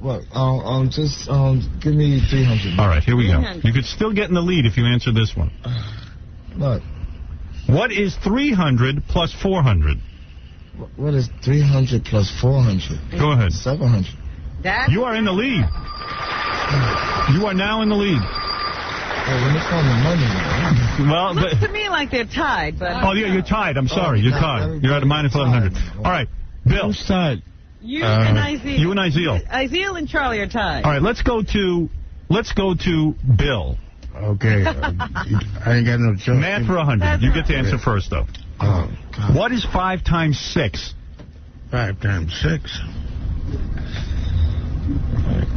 64. That is wrong. Let's go to Izil. 5 times 6 is 46. Wrong. Let's go to Charlie. 30. 30 is the correct answer, and you are actually in the lead. Excited. Look at All right, we're going to do a final Jeopardy question. I'm going to give you guys each a piece of paper and a pen. How did they bid? I don't know. but they're all in the negative column. That's right. How can they bid with anything? Let them each bid up to spot. You keep the pen, sure. I don't know what to say. Now, Howard, yeah. How much can they bet? Because usually it's based on how much you have. He's still adding it up. Yeah, I know. Well, I'll tell you the truth. I would almost declare a winner the guy right now. I don't think he can do Final Jeopardy. Can't do it. I would like to see you explain the final question. Well, how about the bonus bucks? You could let them all bet 1,000. Oh, but that wouldn't make much of a difference. Doesn't matter. To tell you the truth, you're the lead. Charlie wins. Hey, that's it. Charlie won. Charlie is the winner. Believe it or not, Charlie won by $200. And he wins $10,000. $200 he didn't have. You got 10 grand, buddy. Oh, man. 10,000. You wanted to walk out. And you were ready to walk out several times. Izil, let me talk to the guys here. Izil, you were in the lead the whole game, and just at the end, Charlie came up and snatched the money. I guess you're feeling a little bad about that. I ain't feeling too bad. You know, I ain't a sore loser. You know what I'm going to do? What are you going to do? What are you going to do? I'm going to think it through. What I'm going to do? Yeah. I'm going to take care of these guys. You are. Well, that is very nice. Hey, Howard. Yeah. He's already got a deal going because he's got a buddy with him, and I'm not exactly sure, you know, because the buddy gave Charlie $10, and Charlie said if he win, he gave him 1,000. Wow. Well, Charlie, damn. So he's already down to 9. Good for these other guys. Howie. Yeah. What are you going to do with the money? I play on buckets, right? Right. You play the drums on buckets? Yeah, I play on the street. I would like to hear a little of that. Let's hear that. If I may. My stuff is... I'm bringing the buckets. Charlie, congratulations to you. Bill, Charlie has said he's going to take care of you guys. Can I come over there and give you a kiss, man? Yeah, we'll do that in a minute. I'd love to make out with you. You're not gay, though, are you? No. That wouldn't be gay, would it? Oh, man. Well, you got to be thrilled right now. Bill, I'm sorry you didn't win. That's cash, right? That's cash money. Well, we got to plug somebody. All right, go. We're going to plug, we want to thank Manhattan Money Branch because they're cashing the check because we assumed in advance that you didn't have a bank account. Right, we've run into this and before. so they're going to come and cash a check for you. You can reach them at 212-730-0649. So there will be cash. Now, what about for the other guys? Can they sit down for a second? What about the other guys? Can they get something? I did give them something. I hope it's enough. I'm going to give them $200 each. Oh, that's nice. That's nice money. All right, that's good. Thank you. I appreciate it. And that's cash. And that's cash money. I may ask you guys get $200. That don't have nothing to do with mine. No. We're not cutting into your take. Wait a minute. Isiel said what? You made what? What, Isiel? I can't believe this, man. I didn't say that. I said, I appreciate it. I was trying to say thanks to the person that you were speaking on. Okay. Right. In fact, I'm going to tell you, Charlie, it actually would cost around $150 to cash your check, but I'm going to cover that as well. Really? Yeah, I'm going to cover that for you. You get the whole 10 grand. What channel do this come on? What channel? It depends where you. You know I watch. I usually watch you sometimes at night. Thank you. Well, thank you. That's the E channel. Figures. Yeah, the women. Watching. To give you a lot of people ask me to bring them down here to this place. They do? Yeah. Well, don't bring them down. You want me to play? Keep them away. Yeah, I want you to play. Yeah, play a little something for us. This is Charlie, who just won $10,000. He's also a drummer. He plays. You can see him on the street. Good, too. He plays on garbage cans. And old paint cans. And old paint cans. And you know what? That's like piping for like where your heat goes. Yeah, let me see what this. It's like air ducts. Yeah, a little musical entertainment wouldn't hurt at this point. But this is good. What? All right, here we go. By the way, Karen is beautiful, and she is from Fantasies in Keyport, New Jersey. All right, thank you, Karen. She knows how to fill out a bathing suit, I'll tell you that. Yeah, she look good. Hey, Howard, you know what else Charlie plays? What? He plays a Poland Spring bottle. Oh, really? Yeah. Poland Spring, a sponsor of ours. A good musical instrument. Charlie, what do you got there? You got a garbage pail, a... can got a good sound, too. A can, yes. Yeah. I'm anxious to hear this drumming. Everything got a tune.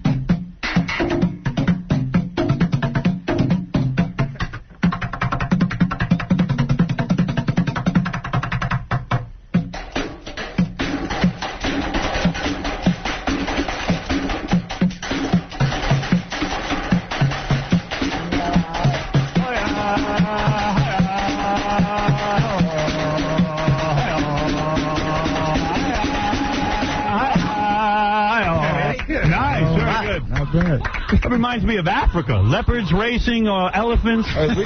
We can go over there, too. Let me tell you, it's very good. I felt like getting in a loincloth. Why don't you try? You haven't, I could try that. Yeah, let me see what you can do. What, with those things over there? You got to get the real jumps. Come on. Let me see that. Let me get over Let's there. see what you can do. Sure, I'll play that.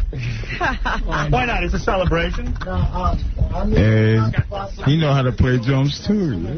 I don't need. Right, give me the sticks right here. Let me see these.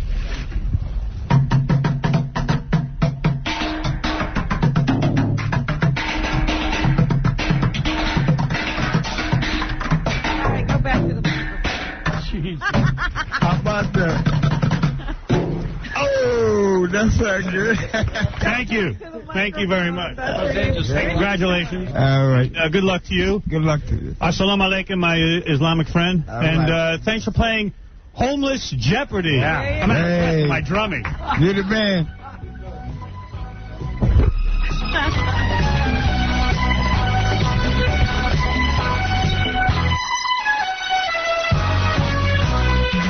Ramone wrote, I want to be sedated. So who would have thought he really was? Hi, Gary. It's Joey from, will you pick up the phone? Will you wake about it, or if your name there. Or come to my name there. I want to speak to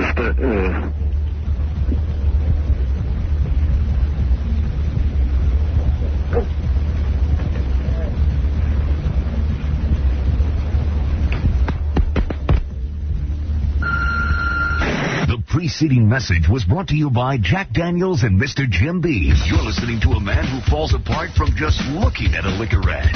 Howard Stern. And you better listen to those. Howard Stern Show.